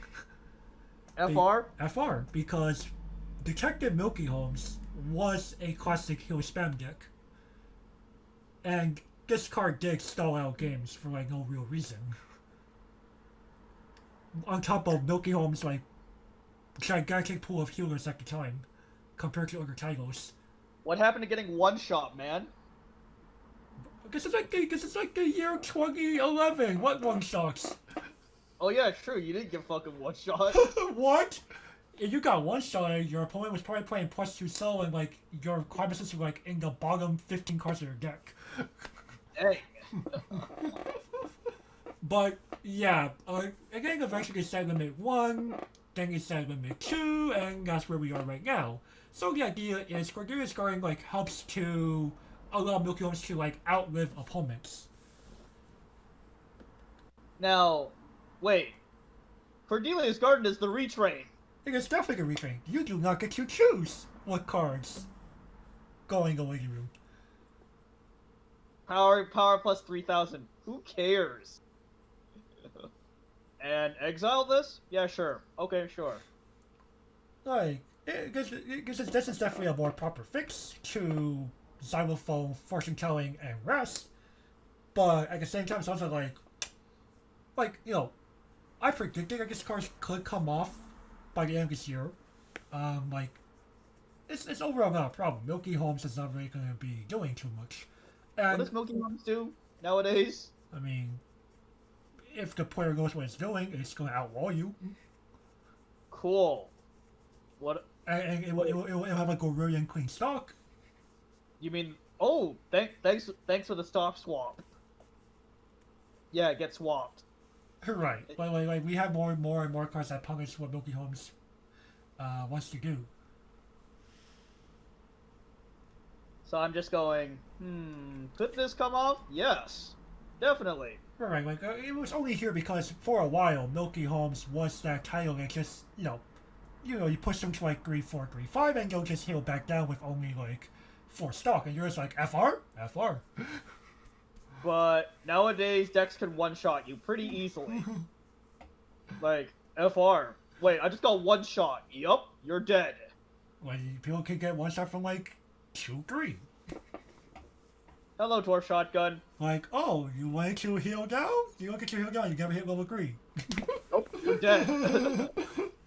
What do you? It's like you spent all your resources. Yes, but that doesn't matter when you're dead. Yeah, it's not like it's not minus if you win. Cordelia's Garden though. Wow, it's like Bushy answered my pretty much already answered the question. Can we retrain this card? Yes, we can. And they did, and they still had to bang it at some point. Because again, most decks can out heal or outspeed Milky Holmes. At least it's not heal to stock ×2. That'd be a little too good. Wait, that means this card is fucking free. Yeah, I was gonna be like, what? They would never do that, right? We hope. We hope. Hey man, don't give Bushy any ideas, man. Your words, not mine. Anyway, I think we're pretty much done with this card, right? Yeah. Oh yeah. This was banned like eons ago, wasn't it? It was.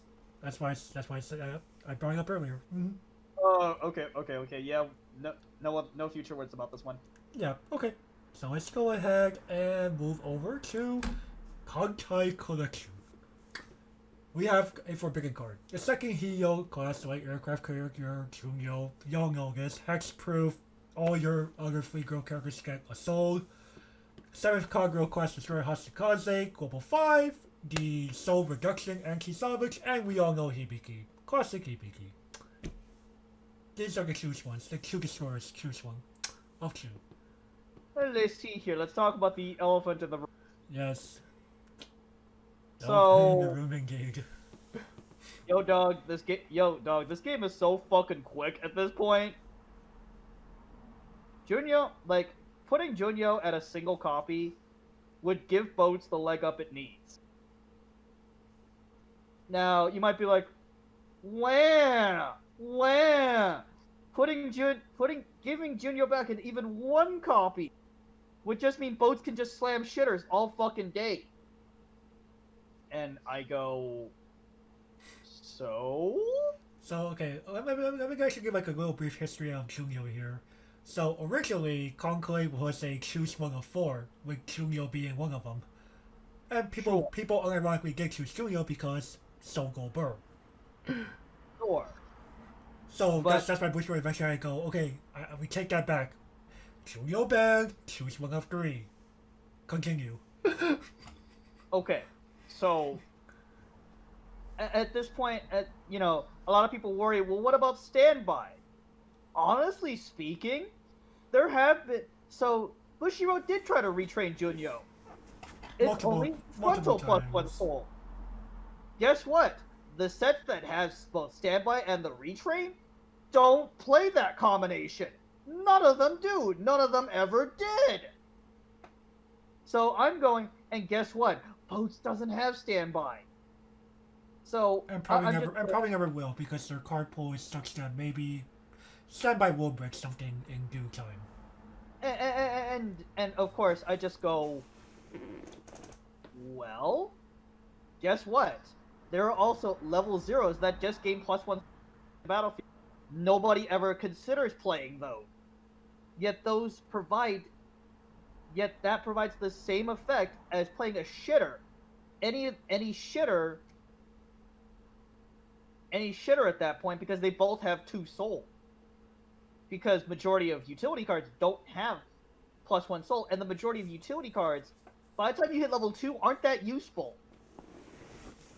Like, sure, you might be able to occasionally abuse a drop search, or you might be able to occasionally drop down Hibiki. Like, okay. Like, if anything, I would argue the real reason why Junyo is not okay in Conquest specifically is the fact that Hibiki exists. Like, now, I would argue if Conquest never got anti-heal, Junyo would be fine. Like, all of the other examples that I provided, they don't have anti-heal, right? They don't have anti-heal, but at the same time, okay, one of the sets that has both Standby and the Junyo Retrain is Saikano. And what is Saikano known for? Exile compression, not fucking Soul Rush. Another one is Kemono Friends, which is a heal spam deck. Neither one of those two examples. Like, Fate also has the retrained Junyo as well. Sure, it doesn't have Standby, but again, they have it. They have the retrained Junyo. Like, Junyo by itself isn't a problem. It's more of a problem in context. Like Gavin, you would probably agree with me. If Hibiki wasn't here, you could argue Junyo would be fine. I'd argue Junyo is fine even with Hibiki. I'd honestly argue that.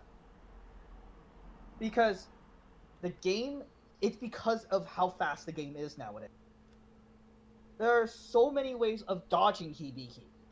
Like, so many decks have so many ways of dodging Hibiki that, like, Hibiki is the reason why they can afford to print healing finishers now. Because anti-heal does exist. Because Grisaia is also here too. Like, they could print Junyo in Grisaia, and it wouldn't be as bad as most people would probably think it is. Because all they're doing are just spamming shitters now. Like, you also have to remember, jamming shitters all day eats your hand away. And you never win board presence, so you can do that for maybe 1 or 2 turns max before your hand becomes depleted. But that's okay. Conquest didn't care. When they had access to everything. Conquest didn't care in 2014 when it had access to everything. Think about it nowadays. Remember, I'm trying to paint the picture of now, the present. Remember, Bushiroad doesn't care about the past. They care about the present and the present only. When it comes to this game, I don't know why, but again, they mostly care about the present. So now, of course, some people might be like, well, it's a permanent climax. Okay, sure. You could honestly get rid of the hexproof. Like, if you you want them to like errata the thing. Yeah. Just get rid of the hexproof. Boom. Or maybe we could like go even further. Make it assist one soul. That way only 2 lanes get it, not all 3 lanes. And sure. But I think the problem is just the fact that you got this global soul on all 3 lanes. It just adds up over time, right? Like, it becomes a snowball that no one can stop, right? You could argue that. But let's say, for example, a car, you know what's funny is a lot of people forget that they have the Junior retrain in Saikano. And you know what deck could have really used that retrain? The Megami deck. Nobody ever considered it. Instead of slamming for 1, those shitters now slam for 2 a pop. And I'm so surprised, like, nobody actually played it despite running enough yellow cards to legitimately consider that card. Man, people used to be like, what would I take out to play this? Right? Take out some of those exile compression cards. Like, take out like 1 or 2 copies. And you'll be fine. Or take out the early play heal. It doesn't do very much for that deck. I'd argue that card is basically worthless in that. And yet, your primary strategy is literally just slamming shitters all day. And that's what's, like... Sure, it's only going to accelerate the game speed, but Bushiroad has already done that. Like, our life is so... Like, games are starting to end quicker and quicker because finishers are getting better and better. So I don't think that JoJo honestly adds that much chaos to the chaos that's already happening. If anything, honestly, because like it's not like Conquest like deprived of good finishers. No, it has very very good ones. I'd argue. Yet everyone plays Iowa. Everyone plays Iowa. You know, Iowa's not terrible. Iowa's not terrible, but I'm just going. Why not go with Nelson? Because Nelson is all in. It doesn't obey the Japanese. And it also helps that Iowa's on the door, and people love their doors. And well, I mean, when I've looked at Iowa, it's just like, why would people play this? This doesn't make any sense to me.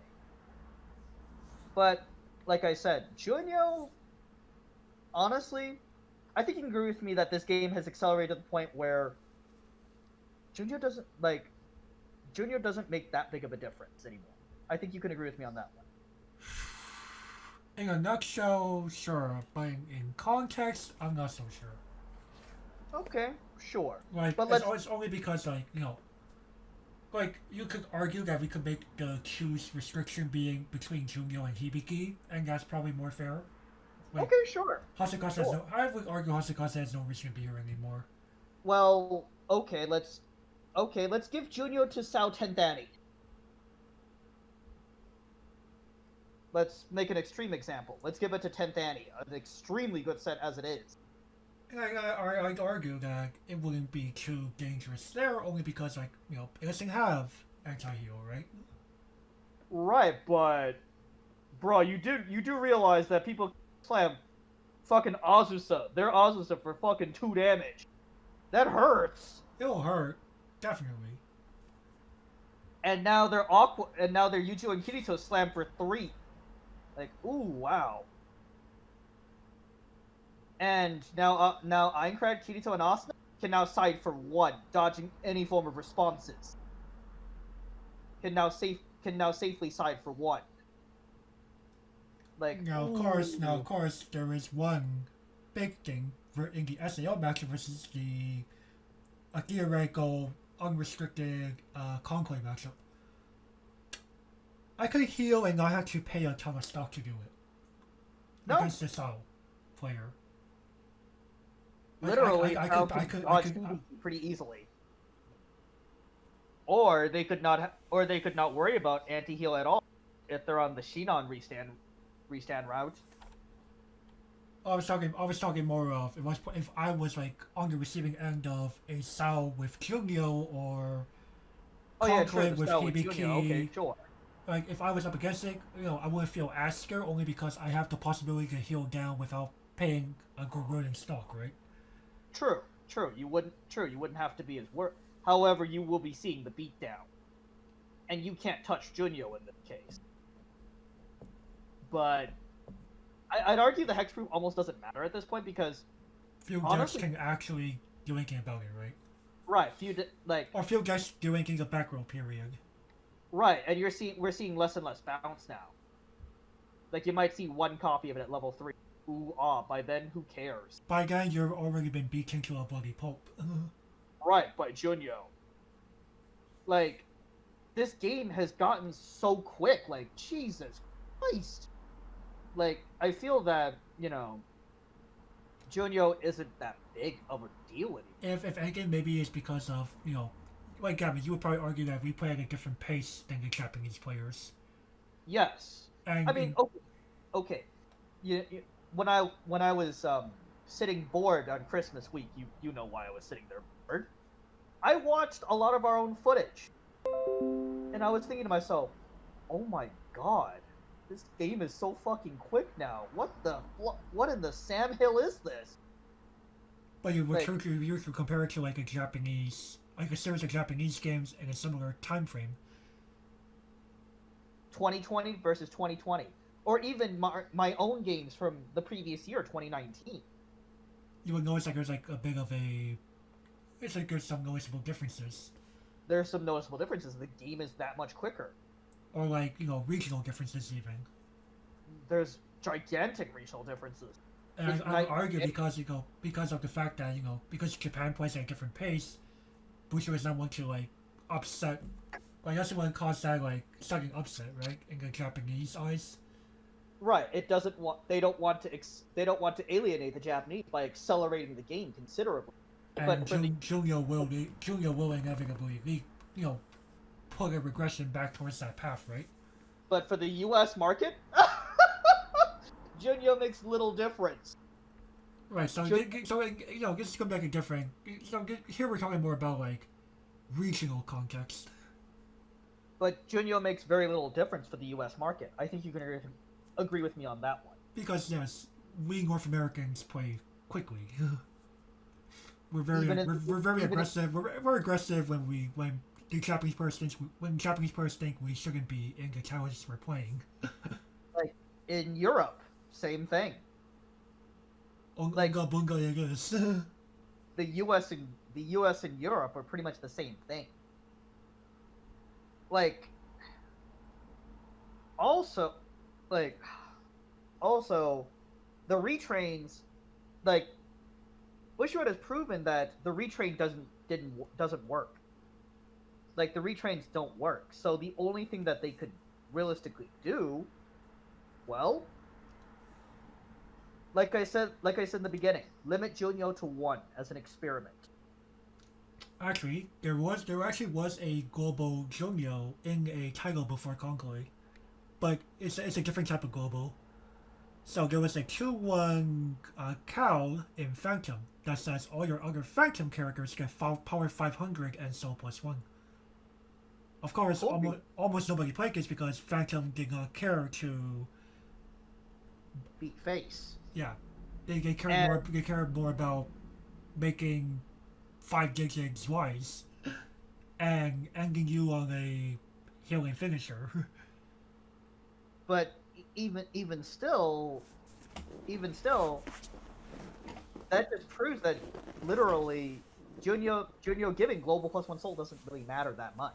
It's just more of the title. It's more about contesting title. Like Conclave will also do it because they're trying to race the game because they're playing anti-heal and all, right? Like unironically, they give Junyo back. I think Conclave has the potential of going back to S tier. it would certainly get out of the Shadow Realm for sure. I don't think it goes directly to S. I think it can sit comfortably at A, even with Junyo. Like, if you had asked me, like, 2 years ago, I'd be like, Junyo? Hell no. Card should remain banned. Now I'm just like, no, game's fast enough. Junyo's fine.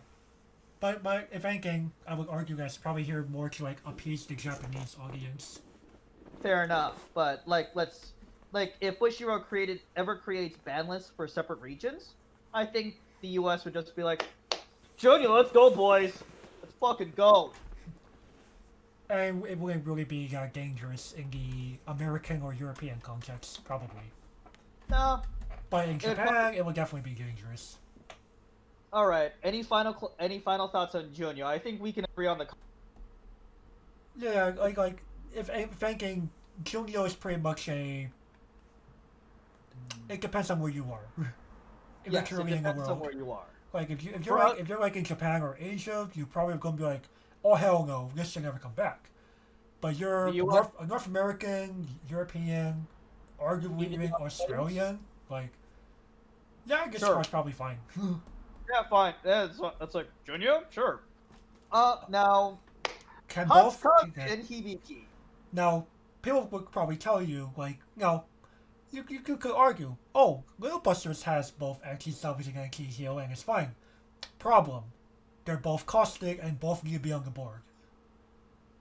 Now, okay, so I'm gonna play devil's advocate. Why are these two banned? I'm gonna argue for why are these two why are the I'm gonna ask that question and I'm gonna defend my argument. No, I think they're fine. I honestly think they're both fine being set free. Okay, right. Hatsukaze. Like, if anything, Hatsukaze now has a higher impact because more and more, like, we're seeing, like, more and more Fugos and that type of combo running around. Now, Hatsukaze. Thinking about all the modern day sets that salvage, amongst the top 20, at least in my opinion, I'll open up my handy dandy tier chart here. In S tier, we have Sao 10th Anniversary. Bruh. Sao does not care about Hatsukaze, period. They can afford the time walk. They'll take their 3 cards. If anything, I argue for every time you're going to mention, you're more scared of Kyosuke from Little Busters. Yeah, they're more. Yeah, they'd rather time walk than give you stock. I think you can agree with me on that one, man. No. Kyosuke is when you salvage discard one. Oh, right. I'm thinking of the other anti-salvage. You're thinking about Ren. Right. Yeah, they're much more scared of Kyosuke. They'd rather time walk than ditch an additional card. I think you can agree with me that Sao 10th Annie doesn't care about time walking. No, they're like, sure. I'll time walk. Oh, sure. Activate all 3 Innocence of Twilight. Oh, I trigger any pants. Sprig it. Let's fucking go, boys. Like, oh, so -3 my board? That's cool. Cool. Or eventually Soul -12, but F it at that point. Who cares? After the first one, bah. Who cares? Who cares? I'm gonna grab my cards. You'll take 0 damage. I don't care. Gotsubun no Hanayome. Okay. They care slightly more, but I largely argue they don't care either. Because the combo you're playing, it's on a gold bar. They'll make up for it eventually. Fugo combo, man. They're Fugo. They're Fugos on gold bar. Summer Pockets. No, they don't care either. Sure, their hand's gonna feel small, but, well, sure, their hand's gonna feel their hand's gonna be enlarged, and what are you doing against Shinoha anyway? Fuck all, probably. Unless they're playing the Berlin Wall deck. True. I'd argue those Bismarck cards can bring Shiroha with the right setup. Yeah, that's true. Let's see here. Adventure Time.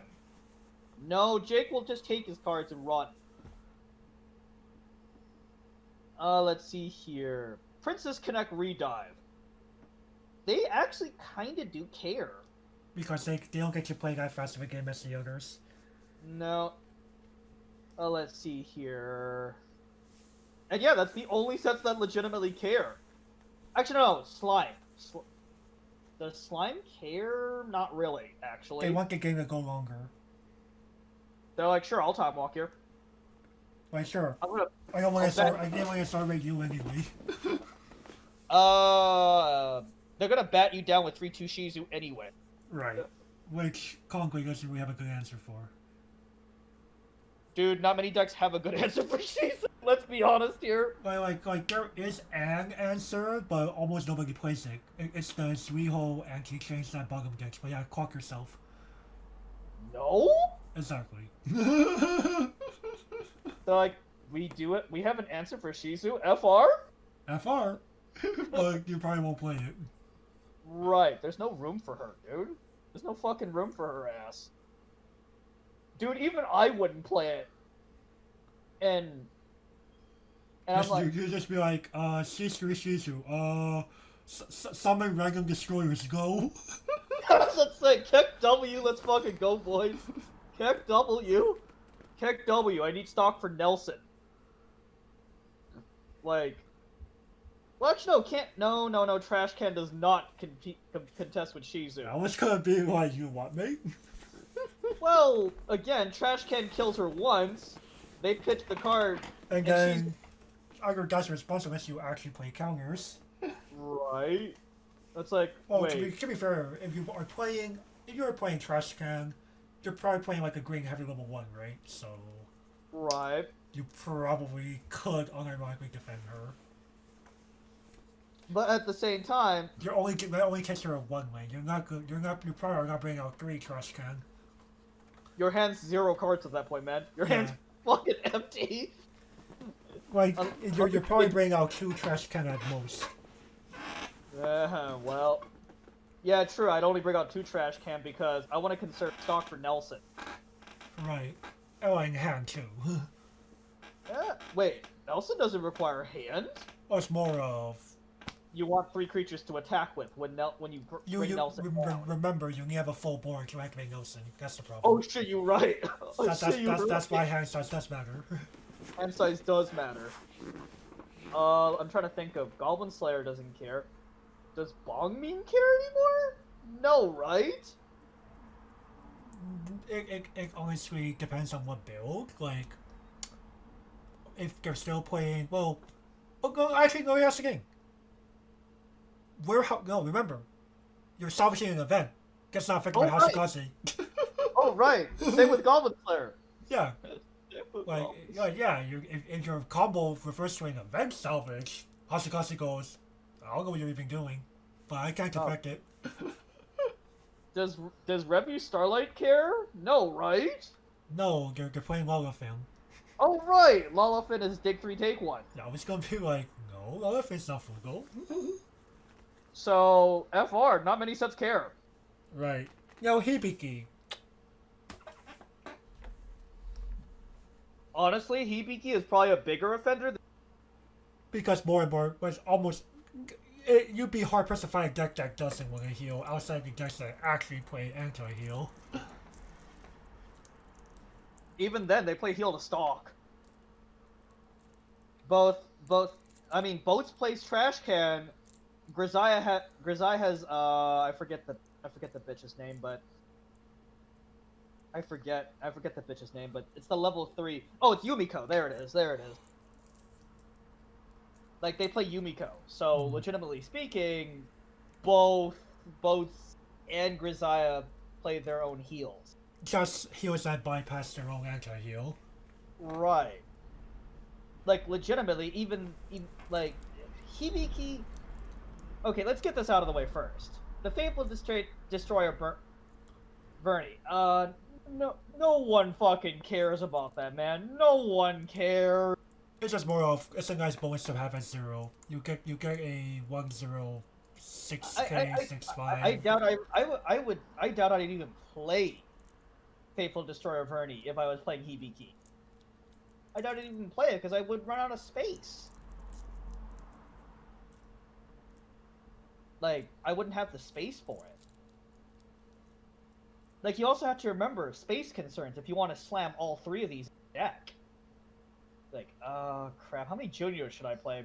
Probably 1 to 2 of, because, while Junior is useful, yes. She isn't that useful. Like, she's not a 4-off. Hatsukaze. Well, I will say, Gavin, I will say one quick thing. There have been people who have probably gotten some PTSD from double junior back row. Okay. And, ooh, that's pretty scurry, actually. That's pretty scurry. Shitter's now slammed for 3. And level 3 finishers are swimming for 4 before sighting. Or side for 1, more likely. Or play climax side for 2. Yeah, that's pretty scary. That's pretty scary. Oh, I can't respond to this? You're siding for 2? Ooh, that's gonna hurt. Hatsukaze. Honestly, probably 1 to 2 of. Maybe more of my yellow fix at that point. Like Hatsukaze is one of those, like, you can unironically frontline her and she wouldn't be terrible. Just because she's a global 500, so... Right. Hell, she'd be kind of like Konkole Spriggan in a way. In a different way. In a different way. In a different way, but she'd be kind of like Spriggan. Well, the global 5 is useful. Here's what I would say about Hatsukaze before we'll go back to Hibiki and so on. Hatsukaze kind of locks out, like, the lower tier decks for sure. Because a lot of lower tier decks depend on salvage during the attack phase. I would argue the members of the gym club already do that. Hatsukaze amplifies the effect. Yeah.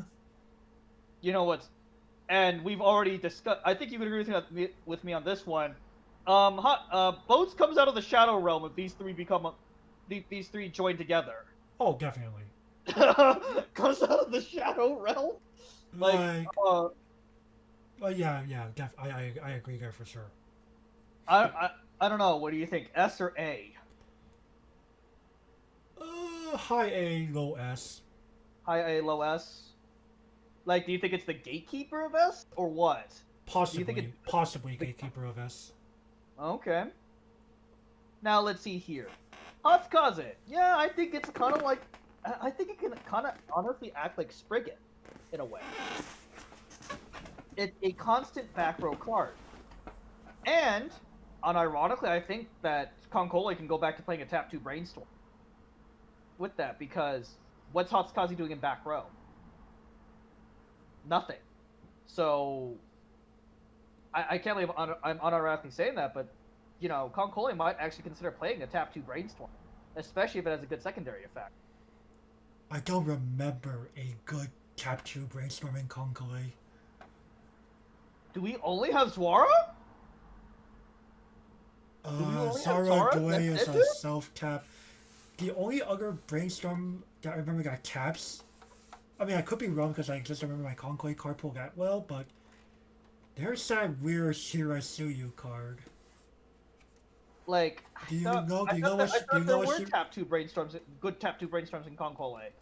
I probably had to double check, but I don't remember any off the top of my head. Maybe, like, I think because, I think it really is. Before Zara Dway released, almost everyone just played Amagi and said F brainstorm period. Wow, okay, I mean, well, I remember that because the problem was the only other, like, brainstorm that gave you advantage potentially dies on your next turn. Oh shit, I remember that shitty card. Yeah, I said weird Shirasuyu card. I'm surprised that didn't bring ring ink in your head. You think I remember any of these creatures' names? I'm trying here, man. Actually, no, I remember the notable. Yeah, you remember notables. Like, that's again, people will remember Musashi. People will remember Amagi. I know who the Jinsu creature is. Yeah, people remember Jinsu. People remember Sendai, even though she's mainly a meme. Sendai's a gigantic meme, sir. But yeah, dude, I know the notables, man. Okay. I guess because I'm former Keitoku scum. Man, in that I played the original game, not that I actually really played this deck all that much. I do own the deck, just in a lesser form. I do own this deck, actually. I do own Konkoli myself. Like, I didn't want to. I'm not gonna pay $60 for a PlayStation Proms Eugen. Franz Eugen? Nobody plays Franz Eugen, man. I'm talking before Fifth Fleet, okay?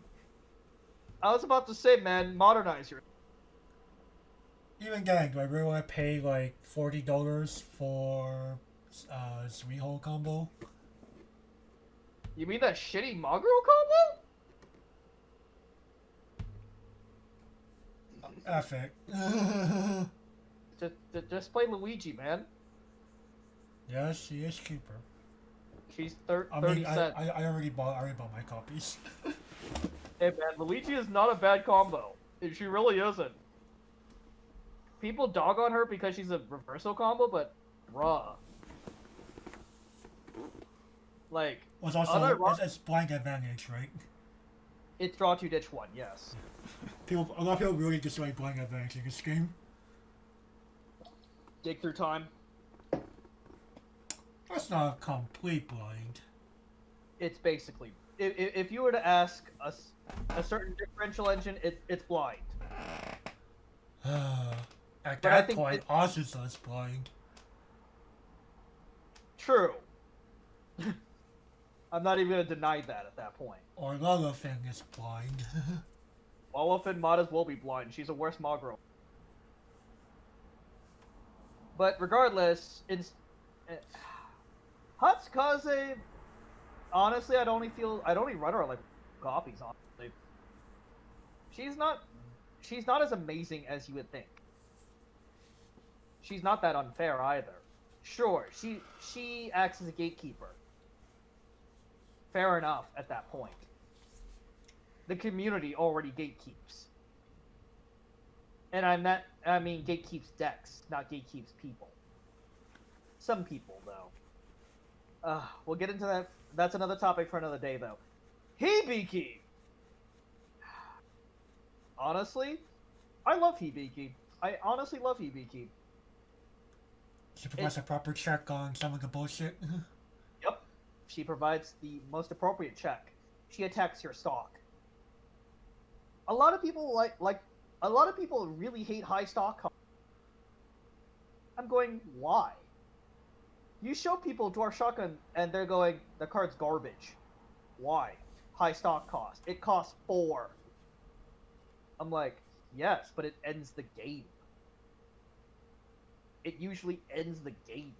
Most people are not that bloody compressed. I think the problem is a lot of people don't like going all in. But Like you could show them something that says like pay like a certain amount of stock to like do like 12 significant instances of damage for the turn, and they'll probably say no because it just costs too much. you can literally say print a card that costs like 6 and says you win, and they'll probably say that's too expensive. Like legitimately, the answer is you win. I would argue 6 is too cheap. Show that to a Japanese player, they'll probably say too expensive. I'm like, FR? It has literally the card, literally the text, you win. Fuck it, I'll be more than happy to pay the 6. I win. I win. Pay 6, discard 5 cards from hand. I win. Sure. No. At that point, who cares what it costs? I just won the game. Who cares what it costs? Oh, but, like, Hibiki's an amazing check. If anything, you're probably arguing that she needs to be printed more often. Yes! Yes! You read my mind, sir. Holy shit-o. I love this card. Want more of it. Now, of course, don't print it in every set, but, like... From time to time. I think we should be seeing at least one Hibiki clone every year. at least one. Mhm. They were close in Grisaia. I'm surprised they changed it up in Grisaia to pitch card. FR. I feel like they're experimenting on that one. Because Well, it's the first of her kind. there's a reason why it's pitch card and not pay 2. I think it's more to appease the Japanese audience in that case. To say, okay, we're still taxing you, just not in as terrible of a way. Because according to Bushiroad math, they're the same thing. To us, the players, only one card. That math don't add up. Shit, only one card? That's a fucking discount, man. Right. Hey. Like it's going from like a 30% income tax to like a 15% income tax. FR. Oh, just going, yeah, that's bullshit. It should go back to 2 stock. Like, they could erase the Verni tax and just be like, nah, Hibiki's playable.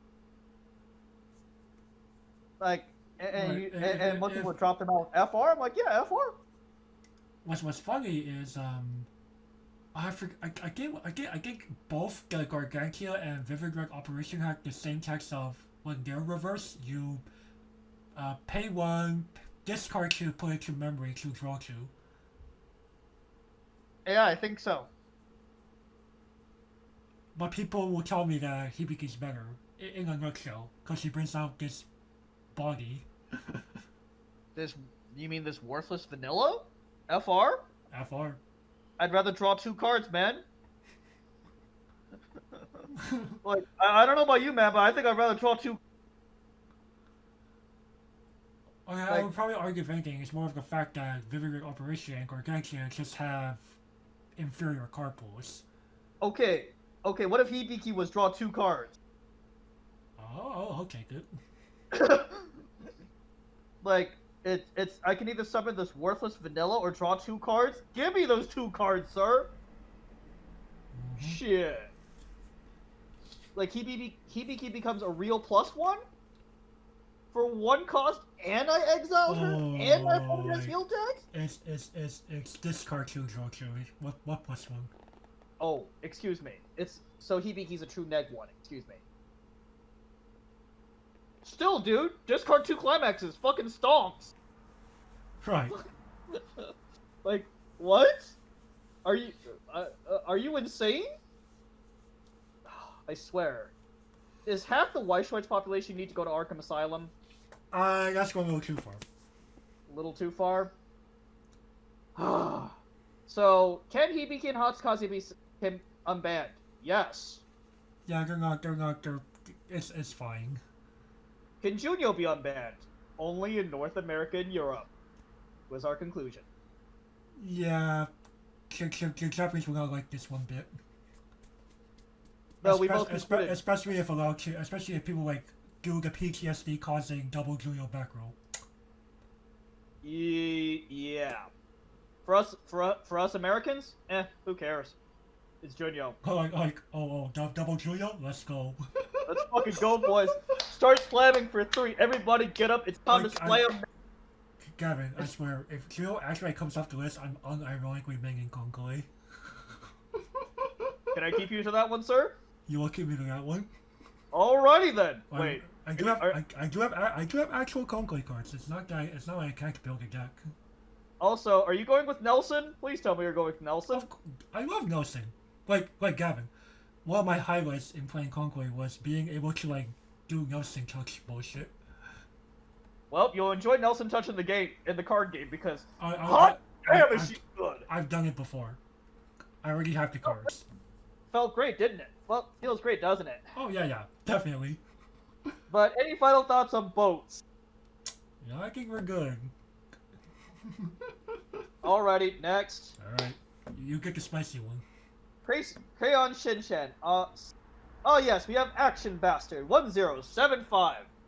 He's a 2-soul beater naturally. FR. FR. If you have 2 or fewer class in your clock, you cannot. This card can't attack. Limit 1. Oh yes, our dear friend Mr. Jade. So if anything, this is kind of like more here for like precautionary purposes. Card's worse than Junyo. Oh yeah, definitely worse than Jumio. Worse than Junyo. I'm like, you'll see me and be like, yeah, dog, Junyo's just fine. Action Bastard, no. Now, here's my reasoning for it. Action Bastard is free. Junyo, you at least had to pay for. Sure, it's only the difference of 1 star. You also have to remember, Junyo also makes your hand bleed.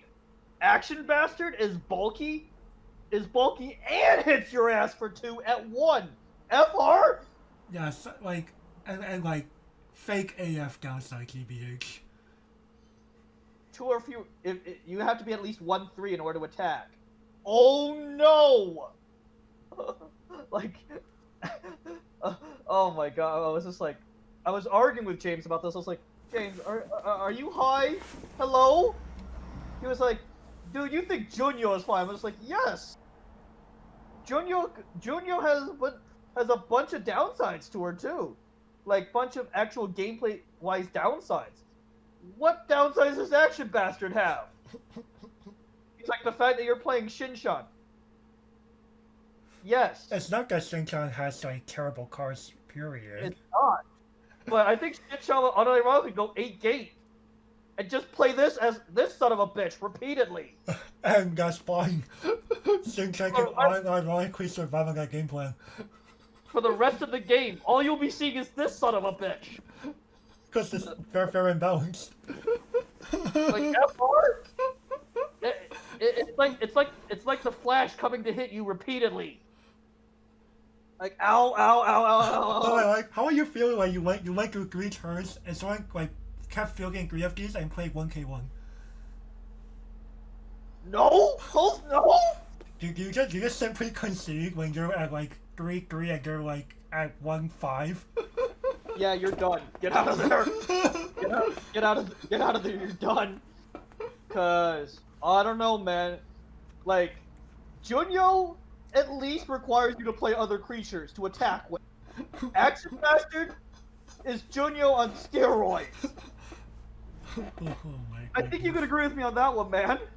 Yeah, unironically. Like what? Oh my god! Imagine if Shinchan ever got an anti-heal pro. Oh no, do not ever. We're not opening Pandora's box. At that point, I take a break from playing the game. Yeah, at this point, yo dog, you want my cards? I'm done. Okay, I don't know about, I didn't say quit, but... Well, again, dude, like, oh god. Hey, fuck Gabby, we'll play Rebirth. Yeah, sure, why not? Berg enjoy with Action Mask the format. or Wizards. Oh, Here's my money again. What's hurt? Like, what this game? I'm going to Modern. Are you? Oh my goodness. Better than dealing with Action Bastard the format. Oh no. Yeah, I guess this card's kind of like okay. At least you get to have 1, and I think 1 is fine. That's fine. They can hit me. They only hit me for once a turn. Every lane, every turn for the rest of the game. No. I mean, there's like I don't even see us putting bump to limit 2. That would also be a little absurd. Yeah. I don't want to. Yeah, James tried to argue for unlimited. Was it FR? Oh no. Yeah, action mask dot game does not sound appealing. Yo, dog, I'd rather see Junyo dot game. At least Junyo only pummels me for half the game. At least like yeah, I don't know. Junyo's not online until level 2. Right. As long as we never give Concole a standby. I honestly think the day Conclave gets standby, the day Conclave becomes near tier 0. Yeah, I was about to say. Because, not just Junyo, but like, there's a gorillion things you could try to do with standby in Conclave. Yo, dog, does the 2-1 Russian ship that becomes like a 10-5 with Hibiki in Exile become really good? There's a Russian ship that gets power for Hibiki in Exile? Yeah! It's a 2-1-5-5. She becomes like a 10-5 and has 2 soul. Gangu? Yeah, Gongun. Okay. Like, yo, dog, that card becomes something really good in standby, doesn't it? Actually, yeah, that sounds pretty dope. I think her downside is bottom deck when she dies, but you don't give a flying fuck. Yeah, yeah. Do not give standby Conclave, Bushiroad. Yo, dog, I think oh, man. Action bastard. Stay in hell, please? Yeah, can I come back? No. No, never. Limit 1 this is probably like permanently limit 1. Yo, if we could offer unlimited copies of this is a bad pressing. Okay. A retrain on play gain soul. No. It's 1-1. a turn. Make it a 1-1. 1-1 permanently 2 soul? Yeah, 1-1 permanently 2 soul. Make you pay for it. I don't know if that really fixes the problem. No, they go stock neutral for the rest of the game. I don't think they Oh, mind. wait. I don't think they mind. I don't think they mind. That's Actually, no, I don't think they care either. They're like, 1-1? Sure! Sure, You I have to can make it a 1-2. And how about this? What if they make it? Alright, if they make it 1-2 without this sentence, Fair enough. that's probably the most balance I could do. Do not give this recursion. Pulse, no! 1-2, 7,500, 2 soul, Vanilla. no text. Literal vanilla. And Fair Shinchan enough. will also never get standby. Right. But, sorry, James. No is still the answer.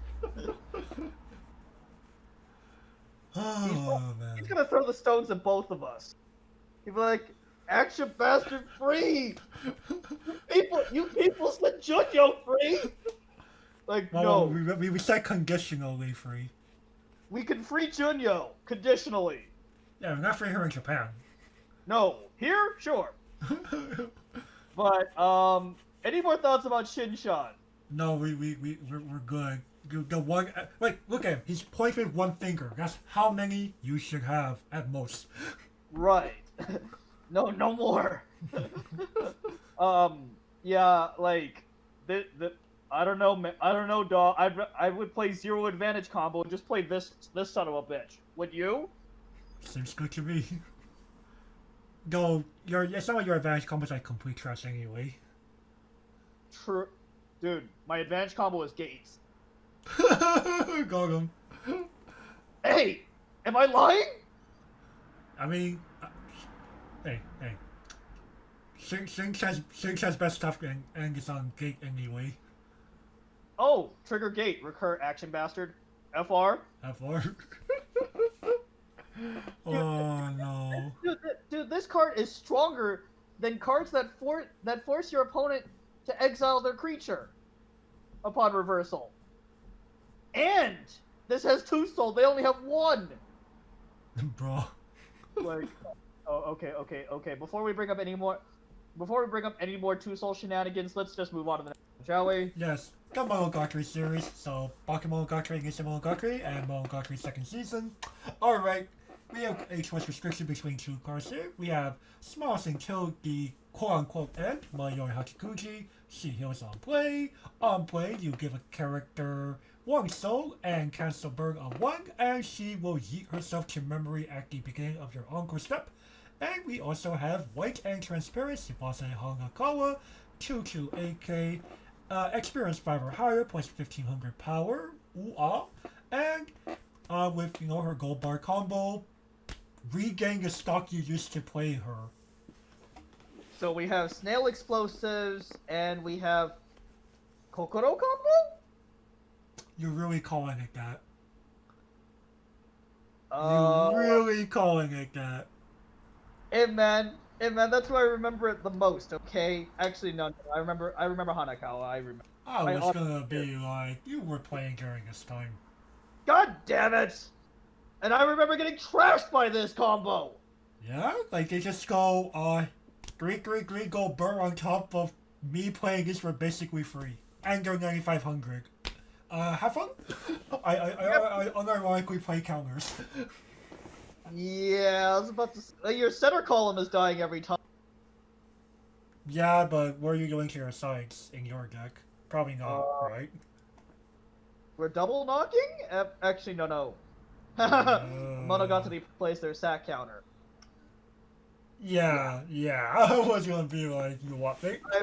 I'm citing. Okay, I'm so you're sliding for base 0? Yeah, I'm citing for hopefully 1 Hopefully one. Oh no. or 2 if I trigger the stock soul. Oh yeah, you do play that. Yes, I did play one of the 2 Titans in 2016. It was the other Titan. Alright, so let's explain like some stuff here. So, Monogatari series used to be it's like a choose one of 4 deal if I'm not mistaken. So it was the broken ass drop search, JC, and these 2. Yeah, so obviously JC and the searcher are no longer there. These 2 remain. Okay, let's see like what the problem. So the problem was really like that. The first 2 were because they were stupid utility cards that they kind of disrupted the game unnecessarily for a while.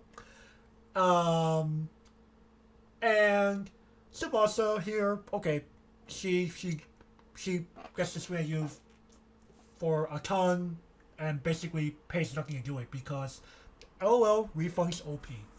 On top of, and they'll probably do it again, so they're profiting. But at the same time, okay, they reprinted this as Kokono combo. Nobody ever considers it. And it's not because it requires you to it's just because it also requires you to play like a specific card. True. But at the same time, you could make accommodations for it. Though, I would argue the quote-unquote problem with this is Mayoi. Is the snail explosives here. Why isn't this on a bloody combo? Because you can just keep recurring the snail over and over and over and over and over again, bakes you to death, either via the cancel burns, or she hits your ass for 7. I can't remember the amount of times I got one shot thanks to this bloody thing. And there's nothing I can do about it. Right, people will hold on to like several of these for like the 1-turn push. And Hanakawa just gives you the stock to do it. Like, she lived for so long in 2016 that pretty much nothing could deal with her. The threat of both sack counters and her size. On top of that, they also got to play clown glasses, which lets them increase their survival chance. Not to mention, this is one of the few times where a level 2 is legitimately played. The only other time was Mean and Little Busters that I can think of, but at the same time, her stock is fine. Hanakawa? Let me stock charge clean, sir. FR. And then their next deck is like 8 in like 17. Like, you aren't killing them. Stock swaps weren't really that big of a thing back then. And Mayoi? Oh boy. Like they got common strategy, which is just simply save a bunch of these in your hand and swap them all on a single character. Pretty much the only deck that was living the Mayoi top end was Charlotte. But you're Charlotte, so what were you really doing? Charlotte in 2016, Lamau. Right. Like, Charlotte 5 years later, yeah, Charlotte's a top tier deck. But back then, no fucking way. Charlotte was a gigantic meme. No one played Charlotte. Unless they were brave. I'd argue even that. Well, the Chartal meme. We have the Chartal meme for a reason. Yeah. But, like, honestly, Mayoi sounds pretty decent even now. Wouldn't you say, man? Oh yeah, just the fact that, like, if anything, like, they could try to fix her and like, make her a hard once per turn. I'd argue that's not even necessary anymore. You're saying it's okay for like people to like unironically save up a bunch of stock and do this, are you? If they can fucking do it, sure. Like, okay, congratulations. Congratulations. And also, the snail can also be money countered. The snail can be money countered, unironically. Yeah. Like, there are ways of stopping it. And you know what? I'm the type of person that goes, you know what? You fucking did it. I'll give you the satisfaction of ending me. Here, you achieved your game plan. I have nothing I can do about it. Go ahead, shoot me. And I'll even do it with a smile, too. Go ahead, shoot me. Genuine. Finish me. Let's see what you can do. Because it's cool, man. It's just a game. Right, like you know, of course, like you know, these together are what allow this to be like possible, right?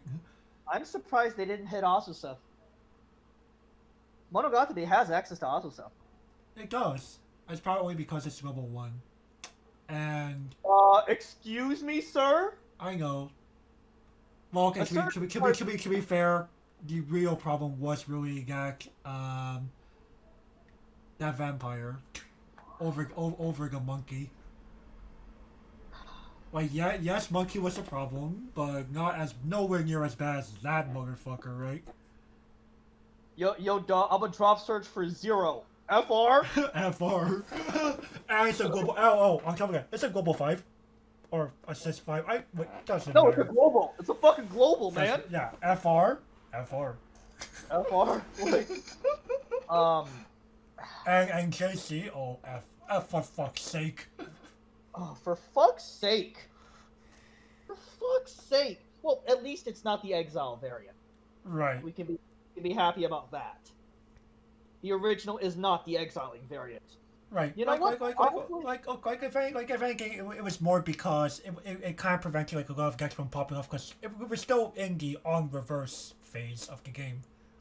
Right. Though, honestly though, like full gold didn't exist back then, people, nor did Maguro all that much. and certainly, well, again, we also had on attack. We also had Jushimatsu, but no one played Matsu. Right. Like, unless you were like one of those special ones, you had to actually battle. Yeah. And JC be like, aha, no. No. But honestly, though, I could honestly see Monogatari being like kind of like a sleeper deck if this these came come back. So I guess the conclusion is, can these come back? Absolutely. They're honest. They've been on here for too long. Like, I think Monogatari can come back as a sleeper rogue. As a sleeper rogue, because honestly, Monogatari doesn't sound that bad, honest. Well, yes, it does have some absurd tools, but it's not completely outdated either. But it's not. Is it going to dominate? No. No, not even close. Though you do have some benefits. You have the real deal back. You have that prime meat also, man. On top of your costless drop search. And you also have JC. You also have a ridiculous finisher. And you actually have a real level 2 game. You have a lot of fail safes. Right. Clown glasses. You have safety valve. You have safety valve. So the only thing that Monogatari would really lack is a level 1 combo. But you have Mikan combo, so it's not the end of the world. Not the end of the world, and guess what? You could unironically run a level 1 and a legitimate level 2 and be fine, because snail explosives. Right, so, like you don't have to play the Hitagi combo. Why would you play Hitagi combo when Mayoi? Like, FR? Hey, people want to do both. I mean, though, they'd be like, well, it's on gate, man. So? You don't gain any natural advantage at 1, which is what most decks want now. And, bruh, people play Mikan combo unironically. Sakura from fucking Fate? Hello? That's Mikan combo. Mm-hmm. Like, FR. Like, I could see Monogatari being not bad. She has aged better than Denemos has. Like, as much as it pains me to say it, I think Monogatari is a better deck if it were to be fully unbanned. Mm-hmm. If viewers want to see it, fuck it. You know, we could demonstrate. You know, we could demonstrate which deck is better on camera again. But Monogatari, my final thoughts about Monogatari? They spend too long here, man. Yeah, it's overdue. It's time. All right, next. Alrighty, you get to do this one. Really, man? Really? FR. Oh, God. Opens deck box. Alrighty, Love Life Sunshine. Okay, so we have Mirai Ticket Yo, what's she does at this point. If you don't, where have you been? Have you been living under a rock? Or rather, where do you play and can I come? Yeah, Pulls, Koini Nanitai Aquarium Wubi. She is Azusa. FR. The Everything second else flavor sentence, it's not there. It's flavor text. How is your jumping heart? It's joke. FR, you know what this card does. If you don't, where is your local Zet and can I come? Mirai Ticket Rickroll. See above statements. Water Blue New World Mari. I almost said Water Blue New World Sumi. Oh no. What? I still have Konokani on my brain, man. When this enters the battlefield, if you have two guys, drop ditch and drop search. Alrighty. Well, elephant in the room first then. So yo, okay, her as a card, in a nutshell, it's not the problem. It's the fact that you can bring us out at 2 because you have access when early player brings it out and you have standby. Congratulations. Now, I will add the caveat. If we didn't have, like, if Yo was a standalone early play, I don't think she'd be as big of a problem as most people would think she is. I agree. It's the fact that it was 3 stock for 3 instances of damage on 2 formidable bodies. Like FR. Like almost nothing runs over Chica with the Yo on board. And the Rickroll in the back. Yeah, like 13-5. What the hell are you actually doing? You're pretty much bombing her. It's either Yeah. bomb or kick W, because you sure as level 3 killers can't touch her. They can kill Yo, but yeah, Yo is actually worth defend. Actually, no, Yo ain't worth defending. Fuck it, you can have her. Like no, I'll just get her back. I'll resummon her next turn. They're back. Like yeah, I have a Chica in hand. FR. This shit again. Like sure, I'm going stock neutral, but I'm fucking killing you. Who cares? Oh, reveal level 3 on top again? Let's get it, boys. Oh, too many stonks. Like, Jesus fucking Christ. Like, I honestly think they could reprint Yo as a standard early play. 3/2 10k, 2 or less with the Milky ability. Boom. The card would be fine. Print it as a random double rare in a set. Card would sell like hotcakes. Is one of the easiest designs on the planet, and that would make the set instantly pretty decent. Just that card alone. But if anything, maybe hold off on like don't give that set games like Mari and Rico here. Yeah, of course. Make it the biggest problem is that Yo, like again, it's all about power in context. An early play Yo would not be that good without the ability to manipulate your deck or look at what it is beforehand, right? Yo dog, activate Rickroll, pitch garbage. Right. See level 3 stalks. Right. Like we're gonna go over like as we go through like the choice restrictions here, we will discover why it's clear that Yo is very stupid in the context of Love Live Sunshine specifically. Like for example, give that Yo early play I just mentioned to say Gotobu. It would be good, yes. Because Gotobu has like practically next to no ways to peek at the deck.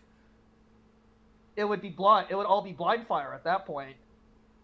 Like, sure. And enjoy your early play Milky that may or may not actually do anything. And man, imagine. Oh, you want to give Milky the soul. The man will do a fucking blind. It'll be a 3 every goddamn time. Nice. Luck of the Irish, man. But like, you know, in a set like Gotobin, yeah, sure, it's fine. Gotobin's very powerful, but would I play it over Ichika? Ooh, I don't know about that one, Chief. Ooh. Well, you can make the argument. You could make the argument, but oh man, playing that over Ichika? Ugh, Ichika's more consistent. Right, at least you know what she's gonna do. Ichika does exactly what she says on the tit. Now, the Milky, oh man, we're gonna have some problems there. And Gavin definitely ain't playing that if it's on Nino. Send that bitch to exile. Like, no, Ichika, darling? Yeah, I was about to say, Ichika, my darling. Let's go again for round 2. But, let's say that card was on an Ichika. Well, time to experiment a little bit, buying 4 copies now. Just pray it's not the double rare plus. Alright. Anyway, but yeah, all in all. Can Yo come back to 4? Huh! I don't know, man. Okay, you probably want to say, I would like it, but you know you shouldn't. This card doesn't work. This card would be more unhealthy for the game than Junyo or Action Mask. I don't know about that one, Chief. Okay. I think I'd rather see this card at 4x than Action Bastard. Okay, fair enough. I totally get it. But this card would be more damaging to the game than Shunyo and. Yeah, no. So Yo at 1. That's probably the safest bet. Though we would personally love it at 4. But we know we don't deserve it. Wait, yeah, like guys, this is coming from actual Love Live Sunshine pilots, and yeah, even we agree this was not okay in multiples. My co-host knows which deck box I opened. Yeah. And which 6 cards I'm staring at. Oof. Oh man. Oh, but like, you know, they could bring her up to 2. I could see her being brought back. I don't know about the 2 part because of the fact that standby exists in this title. So for the audience's sake, before before Love Live Sunshine Volume 2, Yo was not restricted, period. The restriction was between, like, some set of 3 cards. And once Love Live Sunshine Volume 2 did release with Standby, Bushiro realized, uh-oh.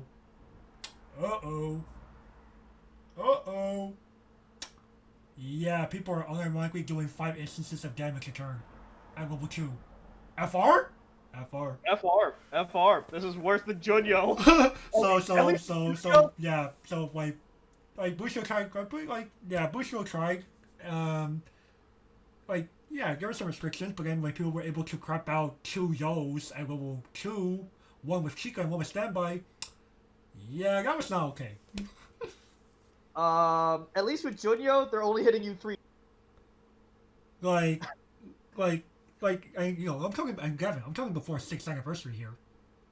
There's only 1 Standby, and that was a problem. Now there's 8 of them. So, no. This has to stay at 1 as a result. But come on, man. I don't think it'll be okay, and I think you agree.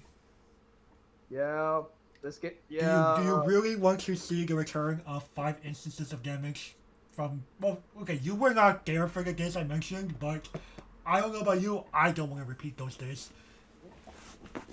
So let's see here. Oh, you're at 2-3. You're dead. Or What? you're gonna get pretty effing close. Like what? I'm dead? FR? and your opponent responds FR. How? I've assembled all 5 pieces. Well, fuck. Oh, fuck. Exodia obliterate! Oh no, I can imagine. And unlike something like Dwarf Shotgun, Yo doesn't require that much deck shaping. At least the shotgun. Nor does she require you to like actually set up that much for her. Like, oh, three stock, easiest decision of your life. Shotgun, 4 a pop. And you need 2 of them. On top of the character itself, right? Right. You need 4 a pop. Even if you brought one of them out with standby, that's still a lot of stock. Yo? Like, I set up for this? No? You had to pay for this? No? No, this was free real estate. Oh, holy shit. Where's my Charlotte? Where's my Charlotte? Like, actually, FR? Where's my Charlotte? That's why I want to pick up Charlotte. I'm tired of this shit. I'm tired of getting instantly dying. But like I could see Bushiroad trying to move Yo back up, but It's gonna be difficult without causing a big balance issue. Because Sunshine does have... You do like the raw move to Sunshine's restrictions, it will easily become one of the best decks again. Sunshine is one of the few is like one of the oldest sets still in the top tiers. Despite 5 restrictions. That's a lot. In fact, without restrictions, I think Sunshine would easily be the best deck in the game again. I could see that. And it's just like, do we want to play Love Live Sunshine the game? And I argue people probably get pretty sick. I wouldn't mind it. Yeah, I mean, of course you and I would be like, cool, but a lot of people would be like, bro, really? This shit again? Even Gay Alive wasn't this bad. No, no, not even Psychono was this bad. Yeah, not even Psychono was this bad. Not even Unlimited Conclave was this bad. And we're advocates for free and Concole. At least in this country. At least in this country, we're advocates of freeing Concole at this point. Oh, not Canada? Okay, North America, sure. You know, honestly, Canadian players are like U.S. players at this point, man. Yeah, but can you at least acknowledge that they are their own country? Okay, the U.S. and Canada, North there. But, dude, the majority of the time, U.S. and Canada are grouped together. For the wrong reasons. At least in terms of Weiss. Yeah, I said for the wrong reasons for a reason. Yeah, okay, well. Yeah, this card is gonna be hard to... there's a reason why this card is hard to power creep. This card is incredibly hard to power creep. And if it actually does, Bushro, can we talk? Can we actually talk? Yeah, dude. I'm gonna go play some EDH over there. See ya. Pray you don't get turned to cast. Fuck you.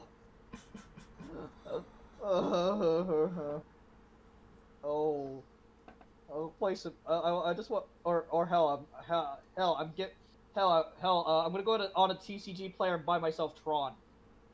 Fuck White. FR Tron. Yeah. Would you prefer Jund, or Infect? Actually, yes. Okay, have fun dying on turn 2 with Infect. What, dude? Infect aims to kill you ASAP, man. I know. Infect is basically like playing legal Voltron in Modern. but at the same time, you'd rather die to infect? Hey, Oh. hey, at least I know the game's gonna end quickly. True. Oh, wait. It's turn 2, dude. Yeah, you're dead. And it's okay. Cyborg, let's go. It's like I have 10. It's like I have 10 poison counters. Any responses? Nope. I'm dead. Game 2. Game 2. Okay. But yeah, at that point, yeah, post no. Yeah. Alright, the next card. Okay. Hold on. Well. Actually, no. While you explain that, I'm gonna look to my deck for a moment. Sure thing. So, calling Kantai Collection Ruby Kurosawa. So, apparently you could make a very, very understated Azusa, and it's still powerful only because, yeah, Sunshine does not deserve to like have all this deck fixing on top of the ability to kill opponents as early as level 2. And guess what? We already have a retrain of this card. It's even on Wooby too. No, Like, it's like a true retrain, definitely not, because it's more of a on death Rise, but it fixes the issues of like, no, like it's still deck fixes, but like not in an unfair way. I don't think that like it okay. If So let's if say, anything, I would argue this is probably like the least problematic of the 4 choose ones here. FR. FR actually. Really, man? I don't know about that one. I will explain as I go through the others. I was about to say this is definitely gonna. Okay, so my thoughts on Azusa. FR Bushy, like Monogatari's Azusa is not a problem. Like this is only a problem because they don't want Sunshine. They don't want Sunshine to be a deck that can kill and also survive. Yeah, that's pretty. Yeah. Well, I'd argue that decks can already do that. Healing finishers, bro. Right. At least Yoga can heal. Pulse no. That's what we're all forced, more or less forced to play. Mirai Bokuro wa Shigeru yo from Volume 2. And like, isn't that card still like $30? I wouldn't be surprised. You want to look at it? Yeah. Let's. How much is she? Oh, okay. Let me. Apparently, I'm gonna be looking at it. Let's see here. Okay, so let's see here. Azusa, 104k understated body. She could be 500 power with Azusa, and I wouldn't care. Right, the card's good, but you know, I'm going to make the argument that she's the least problematic as I go through the others. Oh boy, man, because can she be unbanned? Ooh, Okay, I'm not saying that, but I'm saying more of if one was going to come off the list, I'd argue it'd be her before any of the others. Ooh boy. I would argue definitely another, not Whoops. I'd argue that she's second to last. Ooh, really now? Yeah, I'd argue she's second to last. Okay, for your question earlier, she's 2480 yen.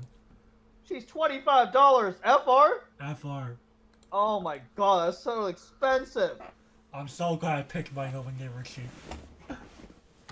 How much you pick yours up for? 5? Something like that. It was like 5 to 8 or something. I don't remember the exact price because it was like kind of a hazy memory. Still stonks.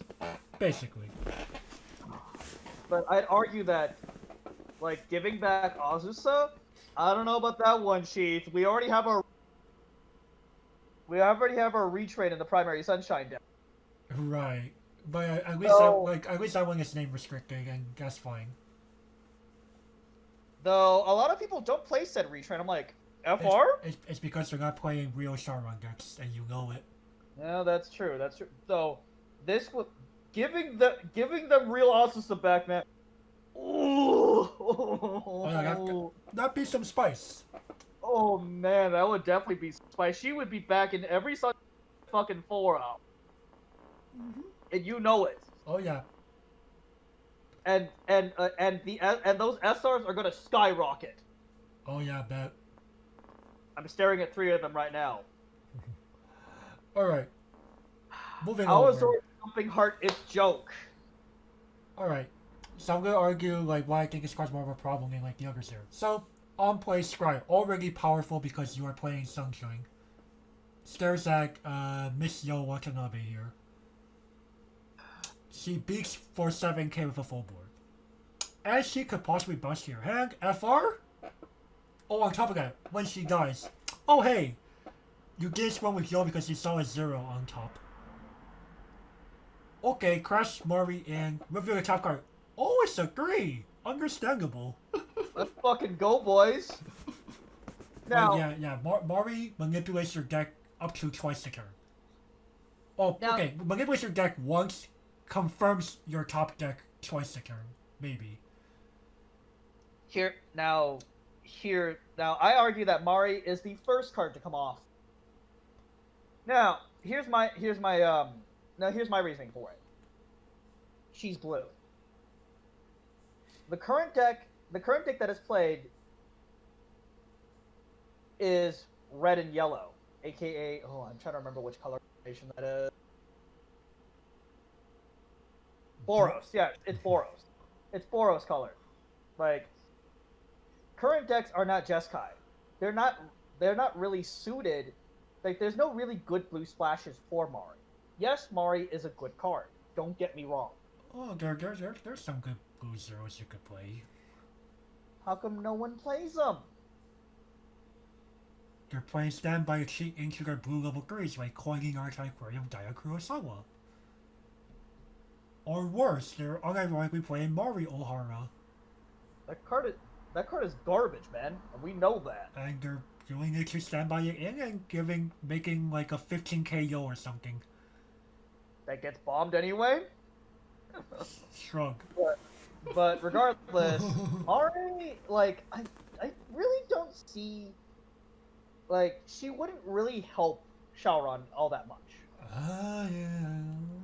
She wouldn't really help that much. Sure, she's gonna recur herself. That's fine. The Scribe. Okay, sure. You can scribe that card away. At the same time, though, like, putting her before, like, saying the Asusa can go free, but keep her back, FR, man? Oh, I don't know about that one. It's only because of the fact that there are abilities in Sunshine that care about the top card of your deck. True. And that's why I think, in context, Mari is a bigger problem. Them being able to avoid the flood and go Asusa go Burr? In this title, yes. Wow. I mean, this is the prime meat, man. She's the prime meat version. I know. And I am arguing that having access to a card like also Jumping Hard Mari is a bigger problem in Sunshine. Wow. In Sunshine in a nutshell. Okay. I can see your point, but can you see mine? Oh, definitely. I mean, you could argue it both ways. You know, at the same time, can Mari go free? Yes, easily. Well, you could easily reduce this to a choose one of 3, or if you try really hard, a choose one of 2. Now, at the same time, where are we likely to see Mari? Mari Waifu and Guilty Kiss. Though you are more likely to run a Waifu and Guilty Kiss. You could argue, like a good stuff's standby deck. Now, are we gonna go back to? Now, I was gonna ask the question: are we gonna go back to the stuff shell at that point? There's a good chance. Like, There's a decent chance. standby already allows for it. Standby does allow for it, so that means we have to go back to the universal break versus the Shaoran specific one. And that's honestly fine. That's honestly fine. Like, I could see it. Now, would Bushiroad allow us? I mean, we could ditch things like fucking the check and wreck and the Mari early play. We can ditch those. Yeah, I could honestly see it, but well, I honestly think that this is probably like Mari alone coming off the list. Not that big of a deal. Mari and the Asusa? Okay, now we're talking, boys. Right, but alright, anyway. Um, yes. So she's the reason why, or she's one of the main reasons why you can bring out Miss Yo up there early in the first place. Because Kika says, "Oh, if this card's in the clock, hi." I also summon out Yo. FR? FR. FR. FR. This card is. I'm staring at 3 fucking copies of the. Like, I'm Right. literally staring at 4 cards out of these 5 SPs. Right. Like, So, it- so this is Red a low. Ball. So far, okay, this is a low assist. Already pretty good. On top of having this stupid ability, this like you just get anything in your hand, a climax, a sugar, a card you can't play yet, and tap her. Reveal the top card of your deck. Oh, hello, that sounds convenient, doesn't it? And salvage a card with the level equal or less than that reveal card. Wow. Stomps if it's a 3. Yeah, like FR. Shit. Oh, you know what I love doing? Pitch climax, reveal level 3, grab Chica from grave. Right, and then you have confirmed that your first Yo swing's gonna burn for 3. Like FR? Play Stock Soul. Oh, my opponent took an entire level. They look pissed off at me. My opponent took an entire level. Like that's just how stupid. Like this is definitely this is either the last card or one of the last cards coming off if it were to ever happen. You know, honestly, if it wasn't for this card, Yo could be at 4, no problem. Yeah, but it's because this card exists. And This fucking card is the reason why we can't have our fun anymore. Yeah. Like, okay. And this effectively serves like an Oz's like role in that, this is a free handout, right? And with standby, we could crap this out at 1. And just be like, Rickroll go burr. Rickroll go burr. Like FR. Like, this is not okay. Watch our old game footage. Rickroll does go burr. Yeah. It's ridiculous because like, oh, enemy Rickroll spotted. Well, what are we gonna do about that one, Chief? Hope and pray we don't die. Or we're Charlotte. Or we're Charlotte. Oh, we're Charlotte. Probably gonna get Unga Bunga. Yeah, pretty much. Cause well, Ayumi could potentially heal us down. Yay. But that's all we can realistically do against them. Cause I believe Ayumi's still smaller than Mirai Bokura wa Shigeru Yo-Yo. Yup, 10-5 versus 11,000. Well, we have Nico, anti-change counter, Charlotte, but Nico's only going to help us for so long. But regardless, can Rickroll come off the list? She is probably the last thing that comes off. Yeah, she's part of the reason why this problem happened to begin with. You could argue she's the core of the problem. Like, she's worse than the top 3 cards combined. Like, actually FR. Like, that says something. Wait, she's worse than the top 3 combined? Yes. Like, without Rico, Yo isn't gonna come out early except for standby. Ruby still gets Ruby things. Okay, Mari gets to scry and do stuff. Yay. We no longer have the easy handout and confirming the deck all the time. Even if we slap Mirai Ticket Yo with a early play condition, okay, she's still not nearly as deadly. Like, Just because we lose out that one extra piece of utility. Right. Like, we could slap an early play condition on Yo, have her at 4 copies and be fine. Like okay, if we don't have Rico anymore, we do have what? We have the Kongdong, 2K assists from set 1. Right, and we also have Mari confirming our top decks. No, it just means that we can't do it every turn, and that just makes Yo worse. Right. Now we actually need to unironically have a way to recur Algebra Jumping Hard Mari over and over to do it. And even then, if we're forced to scrag a bottom, now we really don't know what we're doing. We're blind. We had to like crash Mari in. And Mari confirms a 0, then we're like, well, fuck. Well, that means you attack. That means you attack with the next column. And then you gotta pray that the card after that is somehow not a 0. Hope, ideally a 3. like you take away Rico. Oh my goodness, that just makes Yo like really not that scary anymore. Without Rickroll, Sunshine goes to the Shadow Realm at that point. Like FR. Like FR, man. I think both of us could agree. Shadow Realm. Shadow Realm. Like really, the Shadow Realm? Yup, the Shadow Realm. Well, yeah, Rico kind of like makes this title work like stupidly hard. Like, as much as it pains me to say it, yeah, Rico is literally the problem. Rico is literally the problem. Yo, yeah, no one really cares that much about it. Chica, FR, that vanilla. I was gonna make an argument that Chica was the problem. No, definitely not. Definitely not. Sure, you bring out 2 bodies for two soul bodies for the cost of 3 stock. Okay, there are so many other sets that do that already. Yo just makes the problem worse. Or Rico just makes the problem worse. Like, there's just no way. No way. Like, if there's going to be a choice list, and Rico is definitely going to be one of the cards. Rico probably remains here for, like, ever. Though, honestly... Unless somehow Sunshine gets power crap and I go, what? What? Well, this game's washed. Fuck it, I'm going back to Magic. See ya. Water Blue New World Mari. Okay. Context for people who don't really know.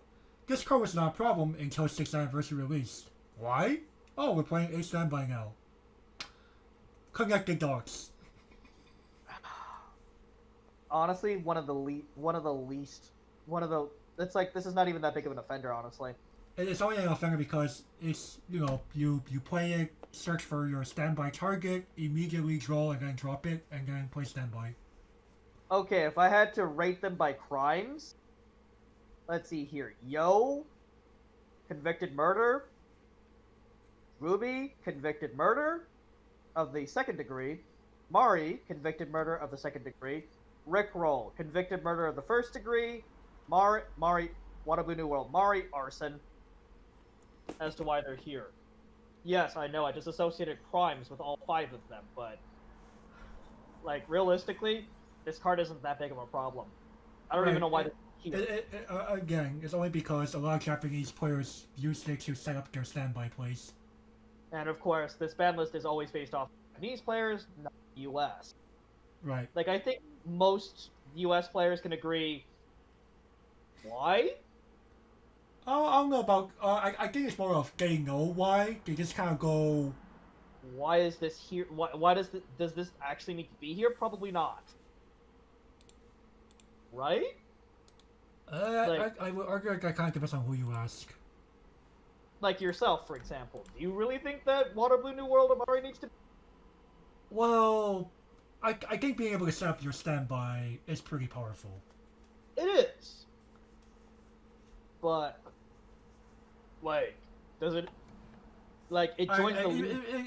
Even if she doesn't do that for you, like, if you're not playing standby for some reason, she's still a good handout. In a deck that, like, you also notice a pattern of, like, 3 of these choose ones being handouts, right? Yes. But at the same time, who in their right mind would choose this over, say, the Azusa, or Our Jumping Heart, or Rickroll? FR, man? Well, they most likely wouldn't, but the fact of the matter still stands that, like, this card did allow for some degeneracy, especially after the 6th anniversary set released. Okay, I'll give you that much. I didn't play the deck with Mari in it. By the time I got my hands on the deck, Mari was already banned, so... Now... In terms of sunshine bands, honestly speaking, this will sound controversial. We can remove 3 of these and make it choose 1 or 2 between Yo and Rickroll. The other 3 I can go could free. see that being like the final result, if that makes any sense. Like I don't think what Gavin says is gonna happen anytime soon, but I believe that there will come a time where that will most likely be the right choice. And at that point, well, you pick Yo. And that's fine because you still have access to standby. At that point, you just pick Yo because And Chica serves as your extra copies to bring out Yo at level 3. if you even play Chica anymore at that point. You can make the argument just because.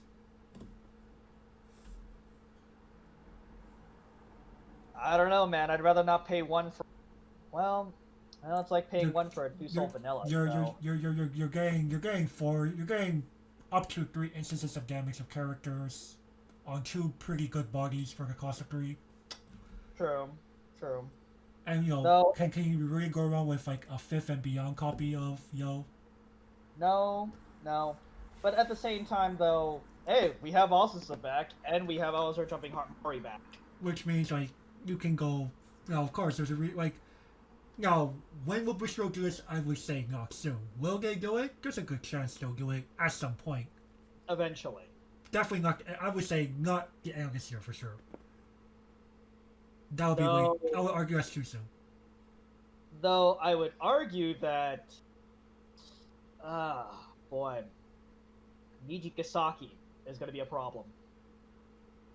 I'd argue that the next Love Live set, Nijigasaki, oh boy, we're going to see it on the ban list as well, eventually. We will see. That's another story for another time because, Yeah. in terms of Sunshine, though, man, It's been hit so many times, but it's still a very powerful deck. It gets to be power crept a bit more before things can start actually coming off, right? She's wounded, but just a scratch. Like she's still holding up there despite all of this. That's how scary Sunshine could be. Yeah, she's doing better than my first wife. She's doing better than my first wife. That's a testament to like how robust the Sunshine card pool is. And arguably doing better than my third wife. Alright, That's kind of sad. no. That's kind of sad. Like, that's definitely sad. But yeah, that all being said, overall thoughts on Sunshine here. As much as it pains me to say it, she still needs to be ahead. We need to wound her a little bit. Otherwise, welcome back. I would argue it's a combination of needing the game to keep evolving, and we still need to keep this restricted in some form because this cannot be unleashed back as full power like ever probably. Unless we want to play Love Live Sunshine the game, which we don't personally mind. But most of our viewers, y'all probably will. And we don't not want to make the game a terrible experience for the majority of people. Oh, can we have Love Live Sunshine back in full power for one format, please, Bushy? Please? Oh my goodness. Please? And then, Hey, man. and before E-Bang. God damn it, no! We got to enjoy the deck for like 36 hours. Hey man, let me dream, okay? Alrighty, we'll move along here again. We now have Bang Dream. Forbidden. Searching for Shine. Costing me 001k. On play, choose all your characters to get 1k till end of turn. On play, you have a member of Poppin' Party, so Cosme, Tai, Rimi, Saya, or Arisa. You may discard 2 to find something in the warehouse and Happy Christmas Cosme from your deck. Act them and shuffle. Alright, Arisa, Global 15, on play Fumio version 2. The Climax combo was pretend it's not actually there. Climb Arisa is your holy shit button. Bugs for Luck is a stock swap event. Okay. Okay, the promo. Stay in hell, bitch. Yeah, this belongs up there with rest of the others in Bushiroad's Wall of Shame. This is terrible card design. Should have never seen the light of day. Period. Flush all copies down the toilet. They'll never come back. Worse than Sunshine of Full Power. Worse than Junya. Like actually, FR. Okay, so retrains. Require an entire board of these bitches, and put on an actual stock cost. There, then we can talk. Yeah, pay one discard too. And require a full board. With only these bitches on there. Fumio Mark II. I don't know about that one, Chief. Also, wait, this is kind of a B call. You need to play play Climax for that. Oh, okay, never mind then. Yeah, I was gonna be like, there's a reason why I didn't mention that third sentence.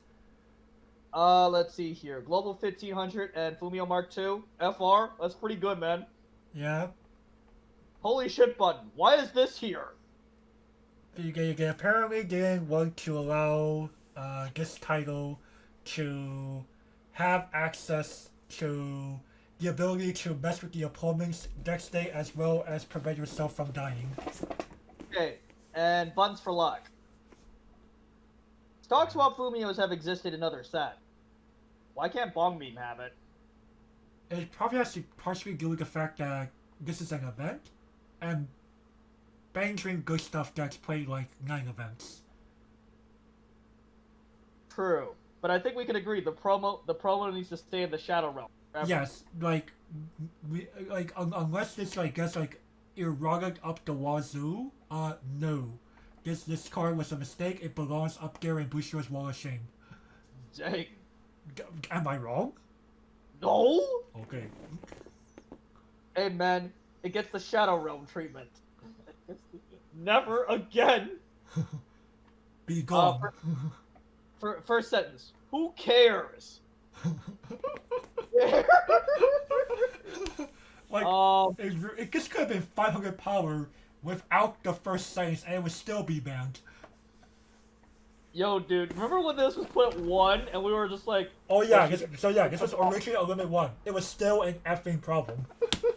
This didn't fix the problem, Bushy. If anything, it made it worse, because then you're playing a Bang Tree Mirror. Whoever drew this first probably won the effing game. Yeah. And, of course, Stock Swap Fumio combined with Mocha. Man, you make my bae jealous. At that point. Because you decompress harder than she does. FR. And you do it for free. No. Whoa. Can we have this back? Now that I think about it, absolutely not. Fuck off, Bong Meme. You can have your holy shit back. Who cares? So if anything, maybe, okay. So, do we think that all of the 3 choose one of 3s can actually come off at some point? Yeah, eventually. Just probably like one at a time. Right. Not. Or okay. Like Clive Arson definitely exits first. She's far from the biggest problem. Next is Fumio Mark II. Well, more of once that's gone, they just unrestrict the rest of them, right? Because you can't choose one doesn't mean anything. Right. So basically, yeah, just let the title go free at that point. By two phases. Right. End of this year, probably too soon, but no, next year. Next year, maybe. Not entirely sure. This is a fairly recent one. Searching and Shine? No, never. No, this will forever remain a stain on Bushiroad's design history. Like I said, worse than Sunshine of Full Power, worse than Junyo. No Kappa, FR. At least those, you have to wait till level 2. This shit, instant. Unironically, turn 1 this. Some people may unironically concede in response. Like, Like, oh, you actually do this turn 1? F you. I swoop. oh, ditching 2 gold bars, especially. Like, Yeah. FR? Really? God. FR. I've seen turn 1 concedes. Because they turn 1 drop this and they just go, F this, I'm done. Yeah, actually, no, I've picked up my own cards and said, nope, I'm done. See ya. Hi, oh, you actually get that? Understandable. Like, I'm signing that match slip. Yep, signing that match slip and getting a drink. I understand, but you win the lottery. F this. Nope, I'm gone. So especially during the time when this was like limit 1. Like, oh, you actually sacked your one of turn 1? Why? like, this is worse than at 4 copies. At 4? Well. Okay, sure. You'll get it on turn 1 a good chunk of time. At the 1 copy, you actually turn 1 this? F this shit, I'm out of here. Like I said, but any more thoughts about Bong Meme? No, I think I'd say what I wanted to say. Okay, next. Alright, you get to read this one. Hinalogi. Watching over. The principal. 1025. Alarm. When you use the fusion, or when you exceed, if this is the top card of your clock and you are level 2 or higher, you may tutor for 1 logic cluster, reveal it, add it to hand, and shuffle. Oh, and come on, you really didn't want to say the correct term? TransUnion? FR, man? You do realize that there was a card game for this? Hey man, everyone called it XYZ, man. Okay, anyway. And they call it fusion in English. Don't know why, but... actually no, didn't they call it like a weirder term than that? No, they use the FR, they use fusion in English. I swear it's like a word that started with the letter G. No? I swear I saw something different. No, but... Again, majority of people will recognize the term XYZ more often. You have to remember, Yu-Gi-Oh players. But anyway, so... but let's talk about this card in context first, Gavin. So, like, what is TransUnion? So... The TransUnion mechanic comes from the original looking Logic game where you take a Logicalist and corresponding foreigner character, combine them as markers, and you bring out a level 3 from your deck and put that on top of those 2 markers. Okay, so here's how it works in gameplay. So you take a 2/1 1500 and you fuse the corresponding girl with her corresponding pet to form a level 3. Usually some form of early. So it's quote-unquote early playing each of these levels. But unlike most early plays, this is like, these are all act abilities. Right. And of course, what made this dumb is you can shit out 4 of them in a single turn. And what's also stupid is like all of the foreigners, the 2 ones that Gavin mentioned, all have on play shuffle up to 2 copies of the corresponding level 3 from your waving back to your deck, yes. So you couldn't whiff it. Yeah. Like, it was so stupid. Like, you couldn't whiff it? Like, FR? Yeah, nope. FR, you can't whiff it. Now, the principal could, like, they usually summon 3 Yuko and one Lion in the back. Basically, good luck eliminating them because they compressed ultra hard and the climax combo is look at top 4, ditch anything you want, shuffle. So it's not Shoko bad, but they basically did it for pitching a card. That's not really much of a cost. And the principal refilled your hand. So good luck. Mm-hmm. And you're not killing Yuko in all likelihood. Because something that people might notice is that this thing is not once per turn. No. Now, could the principal come back? People are gonna throw the stones at me. Yes, actually. In fact, I predicted this to come back. Back in the December. Now, why? Because the game is accelerated. This game is so focused on early plays at this point. Like, you ask any player, pretty much they will say, what's your level 2 game? Early plays. 100%. Like, any serious player will just say early plays, because early plays are so good that, like, it's the only way for Hinalogic to respond and have a consistent answer to early plays is with Principle. Without Principle, the deck is complete trash, unplayable basically. Now, could Principle come back at 4? Yeah, honestly, since this is their only response to it, realistically, Hinalogic doesn't have finishers. Hinalogic is kind of like ReZero. It's kind of like a more aggressive version of ReZero. Unlike ReZero, they don't try to just survive completely. Mm-hmm. Hinalogic more tries to decompress you and try to finish you off from, say, mid level 2 to late level, like mid to late level 2, even early level 3. Right. They will still most likely try to out survive you. They compress via clean markers, so they're like REM. So there are answers in the current metagame. So honestly, Principle back at 4, we're Gucci. Honestly, as someone who has played Hinalogic, let's go, boys. Yeah, like the deck would be good, but it wouldn't be oppressive. No, I don't think so. Now I think enough time has passed. Right. Like it was only oppressive because like almost nobody could deal with triple Yuko. But it's slapping the hard ones per turn, man. Oh no, that would not fix the problem. The card's better off staying banned if that's going to be the case. Like the deck can like it's pretty much like Grisaia. Like once Hinalogic was like Grisaia. Once you hit the deck is so fragile. Once you hit it, nah, bro, it's done. It's even more fragile than Grisaia was. But they tried, like people tried when they put Yuko and the Principal on the same list. They tried with Nina. Nina's not nearly as good. Trust me. Alright, yeah. So yeah, the history. So this was once a choose one with the Yuko mentioned earlier. Now with the Nina, while Nina's not like a very very good like top end. Nina's soul reduction, literally. Right. It did tell Bushu at the time, like, okay, you know what? We're still seeing Hinalogic cause problems. What's the real problem card? Oh, Principle. Understandable. Yuko, you're free now. Honestly, free the Principal. I think they'll do it in stages, but honestly, free her. Eventually. Like Hinalogic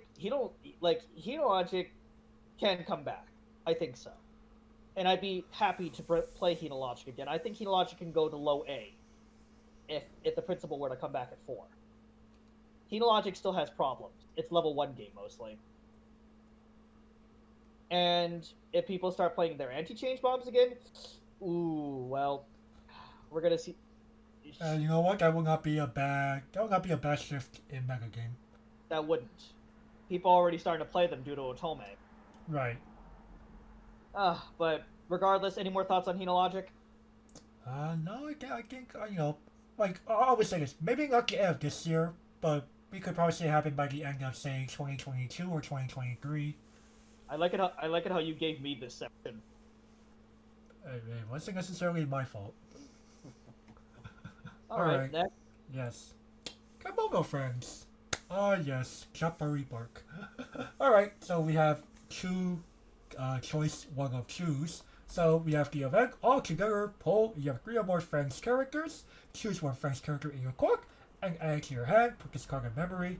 And we have Cafe Waitress Alpaca Suri. It's a 2/1 1500. When your other friend's character is put to the stage in your hand, it gets 1000 power until end of turn, and rest this card to Clean Stock, a friend's character for your waiting room. Okay, this band confuses me. Heave-ho! Right, the only reason why is only because, so, the deck just plays to really out-survive you up the wazoo.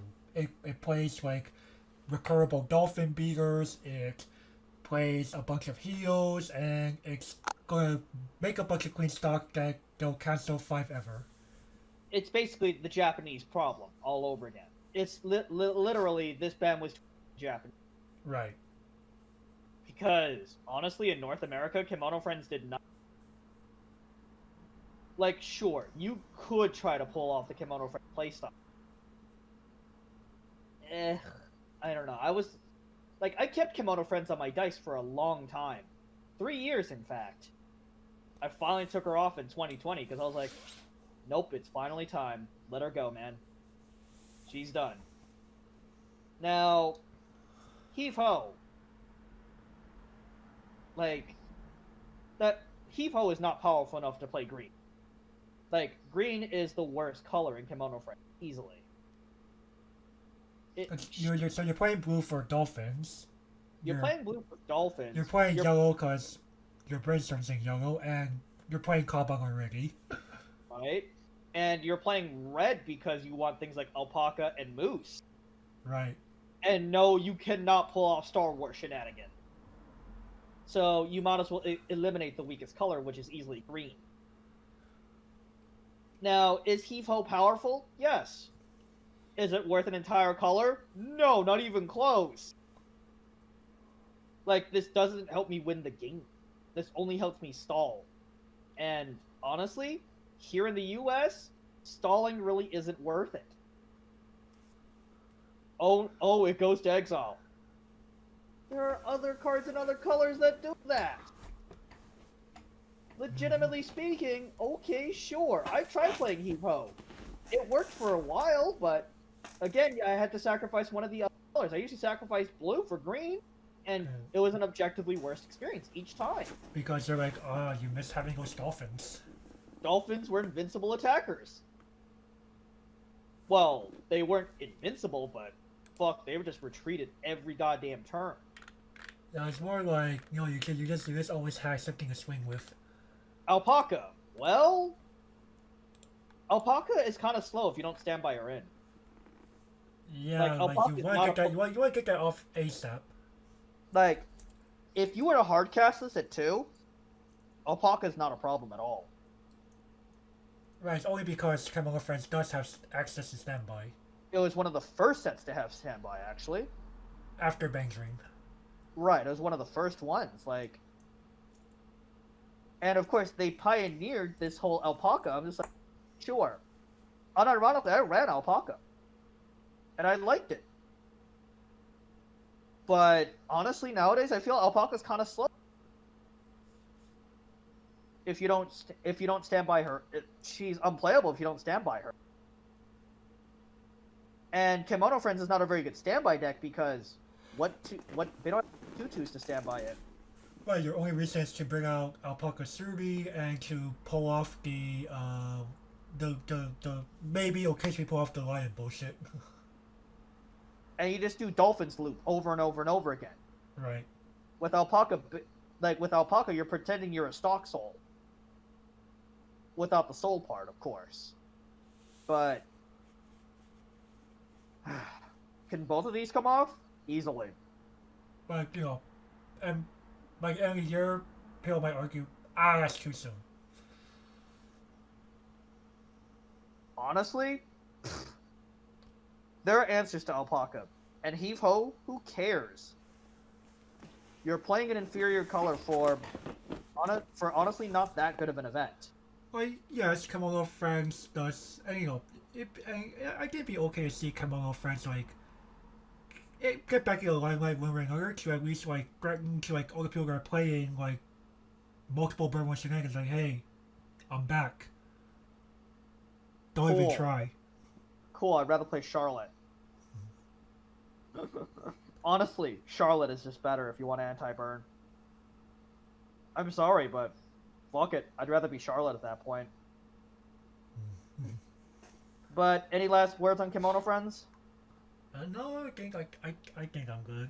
How about yourself? Alrighty. Why is my only... Pretty much my first sentence summary. Why? Well, you just felt like this was undeserved, period. Completely. It was definitely surprising. I think in like the last 5 years, this is definitely one of the more surprising restrictions. Oh, we're gonna see some what the fucks later. Oh yeah, true. Alrighty, next. Alright, we have the Fate series. So this is not including Prisma Area, not including Apocrypha, not including Grand Order people. This is Stay Night, Heaven's Feel, Hollow Ataraxia, and Zero. Okay, this is only original Fate. So Good Friends Trio, Heal 3 Exile, sort of 3-3 event. We have Avenger, which is your Clock Encore. We have Ilya Azusa from Masters, and we have the 2 free refreshes. Alrighty, let's tackle these. I'm one so by confused one. as to why there are 2 free refreshes. Okay, give us a good explanation for this, Gavin. Unless you actually were attending like tournaments or something during like that era for Unlimited Blade Works 1, you honestly were gonna have like a hard time finding copies of that one. So Bushiroad did eventually decide, you know what? Let's offer a second chance for people who didn't get the first one. Messages the Elder McBride. Asks him how many copies he has. He tells me like 100 of them. FR. Because I think there was shop tournament promo, if I'm not mistaken. Yeah, he has like 100 of them. But that's the thing. If you want to like, some people get into Fate until Unlimited Blade Works 2. And Bushiroad Gil is like, hey, guys, here's a reprint. Kind No, of. this is a Heaven's Feel Volume 1 reprint. Oh, my bad, you're right. Yeah, that's right. Volume 2 was S36. Got it. Yeah, But so... yeah. But at the same time, he has like 100 copies. effective reprint. Like, it's kind of like the Magician promos in original Love Life. Oh, right. Oh, and English. And English, because English never got Patrolling a Middle of the Night, period. But at the same time, so... Good Friends... Okay, so this basically wanted to hit the 8-bar. They wanted to slaughter it. Right, so the 8-bar deck was all about, I'm gonna out-survive you because I have Soul Reduction and a Gorillion heal cards, on top of unironically playing 8 free freshes. I'll basically never take refresh point after level 1. And Unga Bunga in the beginning of the game. Yeah. Oh, and how are you gonna beat said early free refresh condition, Azusa? FR? FR. Like, oh, it didn't matter that the level 1 combo was mediocre. Didn't matter. It was more because it was 1, Gold Bar, and 2, she's a master. And we have Cocoa Bomb. Pitch Gold Bar. That was my level 1 combo. Pitch Bar Salvage. FR. Nice. Who cares if you denied all 3 lanes of Mekon? I don't care. Like, oh, by the way, Shiro is a complete asshole. Oh, you killed my oh, you try to use level 0s to kill my bombs?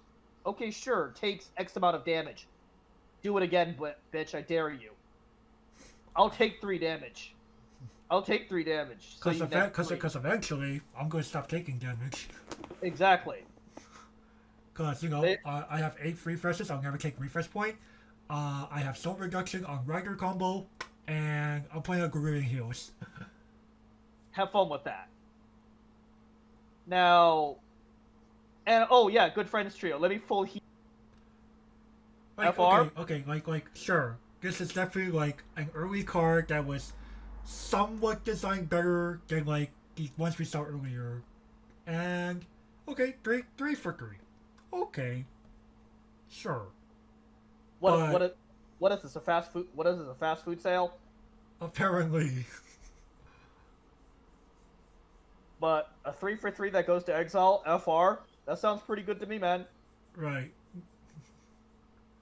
Avenger. Oh yeah, for those who don't know why, so there was a card, so before this card releasing, Fate Stay Night Unlimited Blade Works, there was a card in Hollow Ataraxia by the name of Avenger that gave all other master characters Clock Encore. But he himself was not master. Right, because it's Shiro, but not, if I remember correctly? Something like that. I'm not gonna go too deep in the lore here. Okay, so yeah, that's the reason why.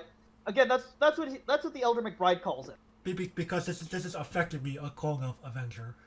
Okay, that's why I just keep calling him Avenger. Yeah. Azusa. Yeah, no. Imagine Azusa with Clock Encore. How about no? How about no? And then the free refreshes.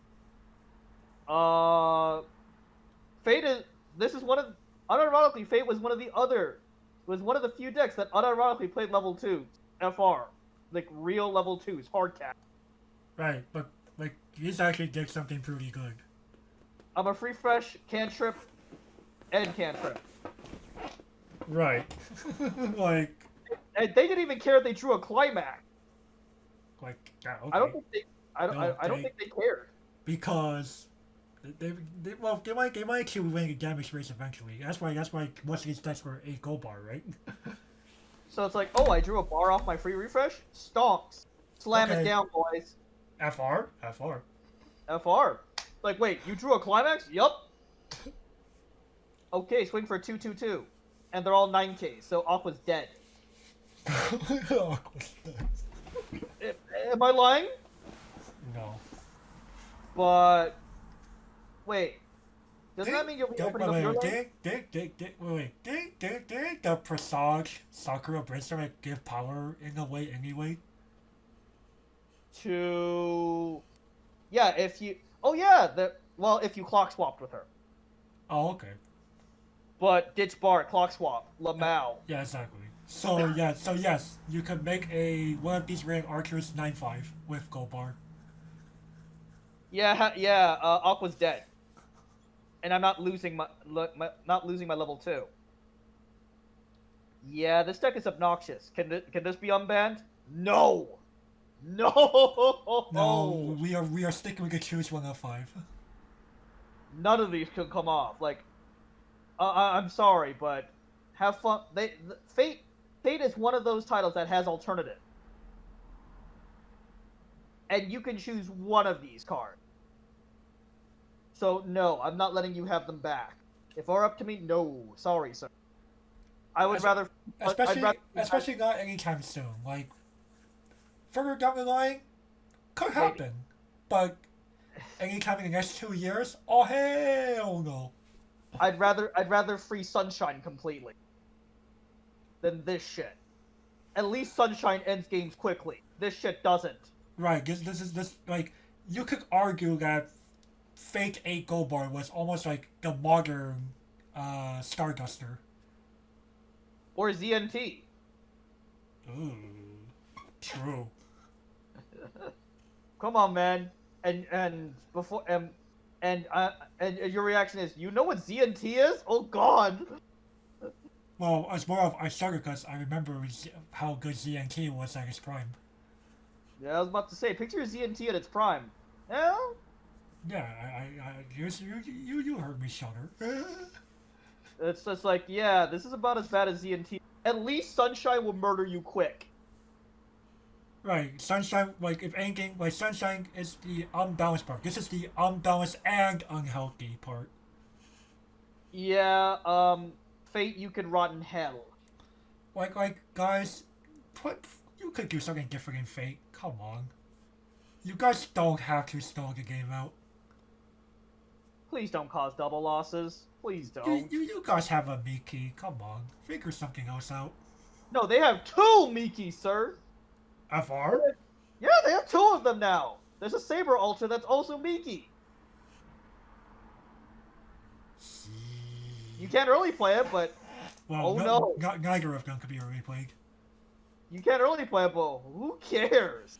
They Hey can man, kill people. yeah. They just... I mean, people. You know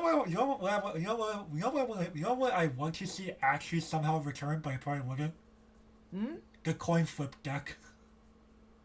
No.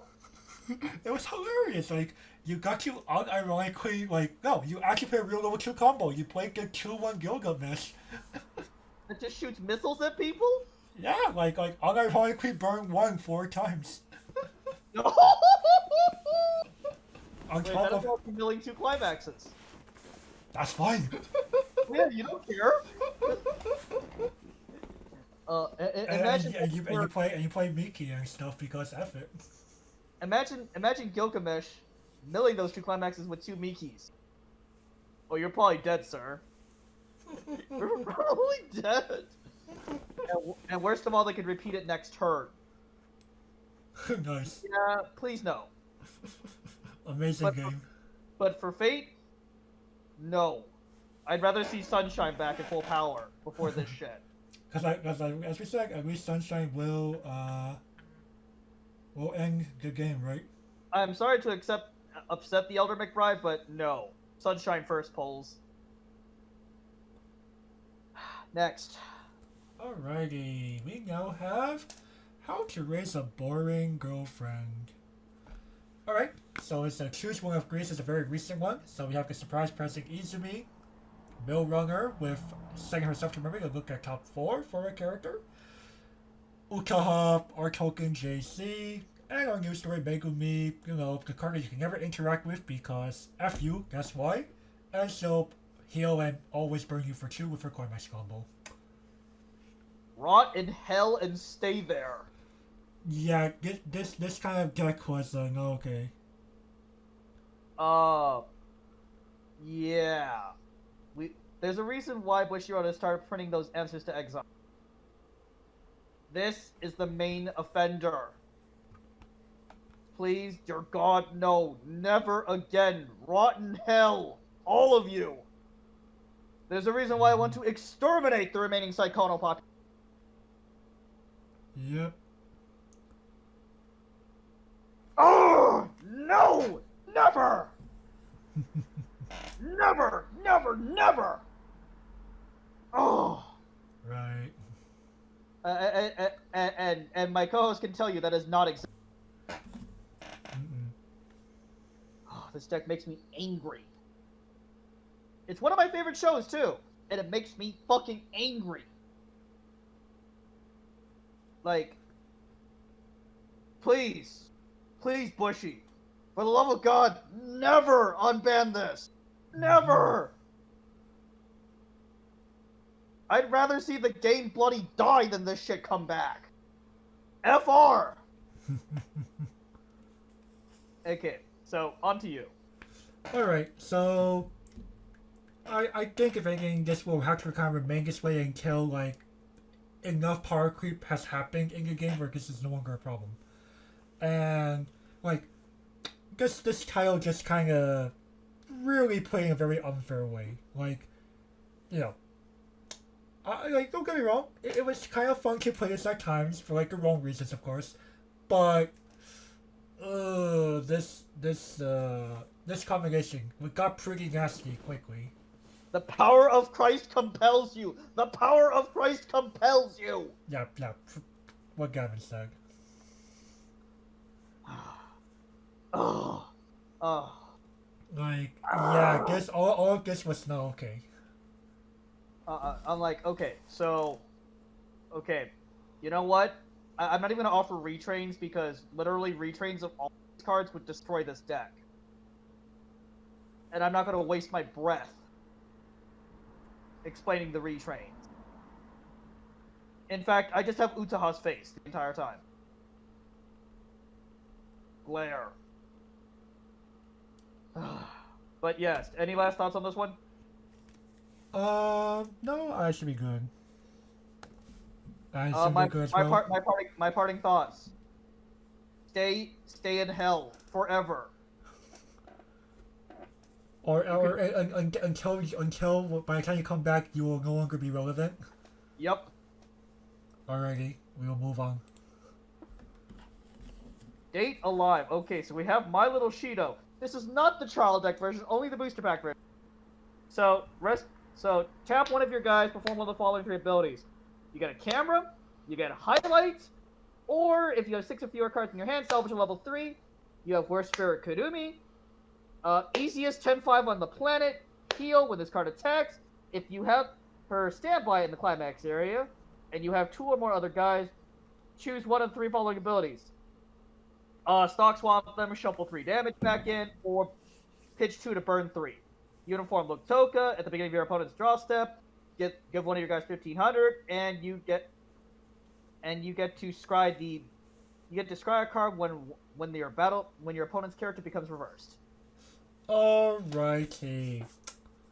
Well, My Little Shido. Well, this just simply was a little too. This did too much for one event. What does this event not do? Right. Like FR. FR. Like, I need to dig through my deck. Camera. My opponent has a problematic level 2. Highlight them. I need Kurumi. Exchanged. You're right. So And Kurumi combo, really, guys? They just really need to do one of 3 different things. 2 of those modes are free. FR. Yeah, wait, really? Yumiko does choose one of 2, and you have to pay 1 on attack. For inferior abilities, too. FR. Oh my goodness. One of them is the stock swap, and the other one's a burn one. Okay, Nice. who cares? And Uniform look Toka. Well, I was not surprised I could say you up here because, Standby was like the king. So, okay. Look. Okay, they are still good. It's just no longer oppressive. And honestly, I'm not gonna offer any retrains for any of these cards because why is Uniform look Toka here? Like this, she could come off eventually, but she will be the first to come off. Period. But it's only really because this kind of allowed for standby shenanigans. So standby shenanigans to be like stupidly defensive unnecessarily. Like you will become that deck that like will never take damage until like later in the game. And then by the time you get to level 3, you're like, girl me go burr. Like I think adding Toka there was kind of to appease the Japanese thing again. Partially, like a lot of the I think Gavin and I agree, guys. A lot of us like here in North America and Europe and Australia more or less didn't care for Uniform with Toka, even though like Gavin and I were like, yeah, this card's pretty good, people. Pretty fucking good. You should watch the review on IDOLM. I think we both gave this the Sparkle Doge. Actually, we gave all 3 of these cards the Sparkle Doge. They were that good? Yeah, they were pretty fucking good. Like if it wasn't for Uniform with Toka like being like existing, like I would have had a harder time like figuring out like building a deck for Day of Life. Will we have to? Will we be forced to use Smooth Rain combo? FR. Oh, I hope not. As much as I like Kotori, no. That combo is trash. Some people already know it's because people might have already heard that I share birthdays with her. She's a cute character. She's a fun character. I've also cosplayed her. Burb. Fake burb. Amen. I like Kotori Minami, okay? Fair enough. So do I. But regardless, my little Shido, this card does way too much. Kurumi, FR, and Toka. Why is this here? She'll come off eventually, just not yet. This year, please? Too soon. Too soon? God damn it. Ugh. I mean, I could do without the goddamn event. I could do it. That's fine. Yeah. The event I didn't play that much anyway. The event was a little absurd, but sometimes there's just in my hand like doing nothing. I don't even need to use it. It's more of a in case I need to use it. It's basically in case of emergency break glass. Or just fucking camera. Or if you get impatient, just camera. Alright. But that was a fact. Well, you would argue that's kind of in case of emergency break glass situation, right? Not really, because you have also Yeah, but also version 3, yeah. So realistically, can these come off anytime soon? My Little Shido, no. Kurumi, FR, and Toka, sure. At some point, just probably not this year, I think. Unlike Saikano, yeah, no. All right, next. Alrighty. We have the biggest joke. Yes. So Sora Online. Choose one of 3. We have Time of Reunion Asuna. Indicates a marker underneath her, she gets 2,000 power. On play, reveal top if it's an anniversary character. Sorry, no synergy with your Our Sensation cards despite being a fucklight.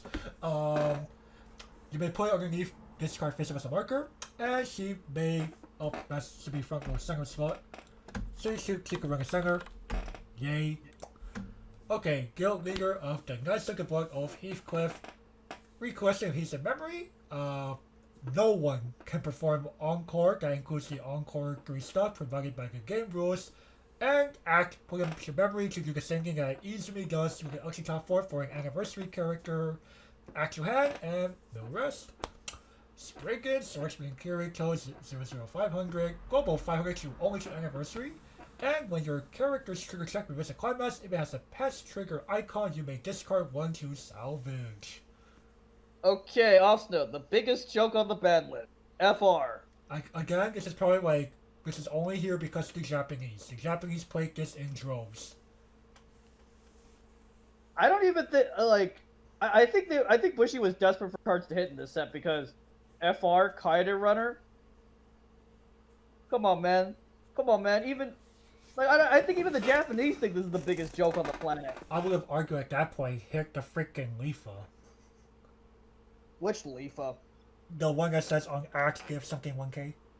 Oh, that's the replacement everyone's playing for Asuna. Oh, nice. The Administrator. FR? This card did nothing in half my like 90% of my matchup. And Spriggan. Easiest choice of my life. Right. Like... Like... By the way, you go ahead. Oh yeah, I would not be surprised if people unironically try to like play against an our sensation. Oh yeah, because he only like sure, his top sense no longer valid outside of anniversary, but that bottom one I noticed it never specified trait. Nope. So people are gonna play the level 1 Kirito combo and the level 3 Shinon combo. FR. Hey, it's just like 10th Annie, man. Nice. I had to deal with two of the same deck. Basically. Though, I'm gonna separate the two personally. And yes, spoiler alert, I am getting alicization, so... Yes, I'm really becoming Sao fuck, aren't I? So it seems. Holy shit. Hey man, don't blame me, blame Bushy. They made alicization good. Ugh, I am the sweat, sorry. Mr. Kitty, okay. Yo, dog, the obvious choice is Spriggan Swordsman. What are you doing if you don't pick Spriggan? Like, I don't know about you guys, I won't be surprised if this gets revised by the end of this year. Dude, SAO has vanished from Japan. The Japanese have abandoned Sao. Like Sao 10th Annie. They've abandoned it. FR? FR. Like, if you look at the results of Japanese local, Sao's nowhere on the graph. FR. I don't know, man. And remember, they don't care about our actions. This is very strange. I don't know, man. 10th Annie, S tier? Yeah, I think we can both agree. Even post-ban. Yeah, like, what did he really lose? Nothing? Like, I'd argue like, sure, Heathcliff kinda helped you in some matchups, but he was mostly there for the awesome man. Yeah, and you have an Azusa version 2. The real, like the semi-real deal. And FR free runner. it's the choice variant. But free runner FR. I wasn't playing this even pre-ban. No. Well, you said you tried it before, right? I tried it, but hated it. You just prefer Alicization exploding Asuna much more. Every time. Honestly, if this continues to be the ban list, just fucking erase Sal from the ban list. This is a complete joke. Yes, this was just like, wait, this is the restriction list? You cards the restriction list? Are you kidding me? Fuck you. You know what? Give the 3 bans that you put on Sal to fucking Psycho. Hit those assholes harder. Alright, any other last words on Sal here? These are only really here because Japan, let's be honest. Just pick Spriggan. Yeah, like, FR. Alright, next. Okay. the last set, the Fruit of Grisaia. Okay, we have Genius in both name reality Kazuki. She is ETB Milk 2. If there's a climax among them, choose one of your guys and it gets 1500. And the real ability, JC, that goes to exile. And then we have Feeding. Hey guys, did you remember Flower Stand? Yeah, it's Flower Stand. Literally. Alrighty, so we already saw the JC thing in Saikano already. That's not too surprising. This is you know, for the record, Grisaia was more of a okay. We hit like all these other titans, and we don't hit Grisaia. Grisaia was gonna unironically become tier 0, probably. So that's kind of like why we had. That's kind of like why there's this restriction. So you know, JC pretty self-explanatory. Yay, and JC also knows on play. Whoa. And Now, oh, go ahead. Oh no, I was just gonna move like a Feeding, but no, we can go ahead and talk on Kazuki here. Okay, Kazuki. So, this is the obvious choice, actually. This is the quote-unquote obvious choice. Very easy memory enabler, and you're saving your shit from being yeeted. Yeah, I was about to say, and free mill on play, FR. every time. It's the freest exile bait of all time.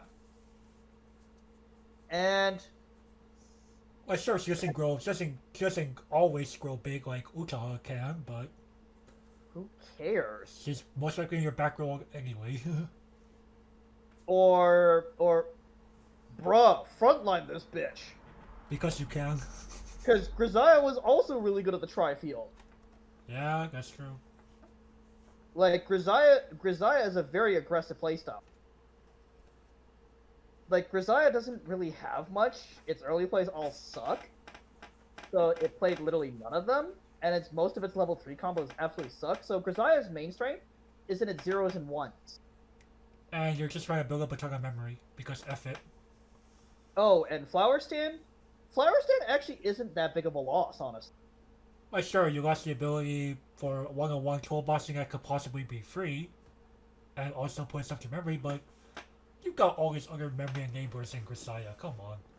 Right, and realistically, the only other thing that you lost is Musashi, but most players didn't even play the Musashi because they didn't have stock for it. They'd rather play Yumiko if they had 2 stock to spare.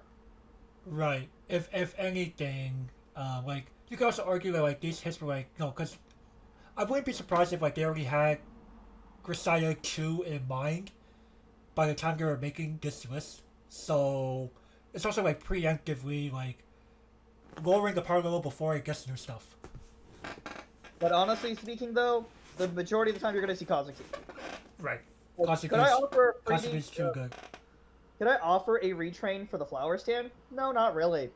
Honestly, because it's kind of what it is. Like making it worse in any way would not help the situation. No, the problem is just more of these killing the same title would be a little absurd. Even with these two in the same set, honestly, Flower Stand often costed the player. Like, I saw people whiff on Flower Stand so many times. Even Soul Sleeper, the man who has, that natural Irish heritage, whiffed all the time on this card. Oof. He whipped the refund almost every single time. Oof. And he played it like 100 times. He got maybe 10 refunds. They do be like that. And the deck plays 18 fucking zeros. So, again, Grisaia. But eventually, like, by the time you get to a 1, like, what, 3 cards already in memory? I'd say 2 or 3. Yeah, so you're already down to, like, not that many left. Well, again, it's both the anti-heal and JC. That's what makes it annoying. Yeah. Now, is Grisaia naturally that powerful? No. Grisaia is not even all that powerful, naturally. Though, the reason why it was hit, like my co-host said earlier, if it wasn't hit, we're gonna see some bigger problems here. But it was more because they're already hitting, like, the other titans, Saikano, Stay Alive, Sword Art Online. Did we really let Grisaia go unscathed after hitting Ghostery? No.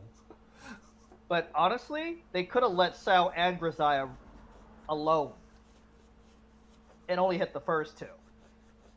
And then, 'Cause they all- and I guess let Sal and Grisaia compete for the top spot. Right. With I mean, with probably they the obviously with couldn't probably think of the, anything with good probably for Sao. with probably the Capo. They obviously couldn't think of anything good for Sao. Like, I've played against post-restriction Grisaia. The deck largely plays exactly the same. The deck Right. pretty much plays exactly the same, so there isn't that big of a change. Like, I could honestly see them lifting this pretty damn quick, actually. Like, this and Sao can be lifted, and I'd have zero problems with it. That wouldn't be surprising now you think about it. Alrighty, well, Though, closing thoughts on Grisaia, you're fine. yeah, definitely. Alrighty, so yep, that goes for that. Pretty much ends it for our explanation of the December 2020 restriction list. If you like what you saw, be sure to give this video the thumbs up. Leave comments, as we said earlier in the video. Comments are good for the algorithm. And what else is also good for the algorithm? Subscribing and ringing the notification bell if you haven't already. And on top of that, if you guys really like what we do, and you really like what we saw, you want to see us do more of this, we definitely welcome you to become a patron on our Patreon or buy us a cup of coffee. Be greatly appreciated. Yeah, very much appreciated. And with that, everyone, we will sign off and see you all in the next one. Bye bye.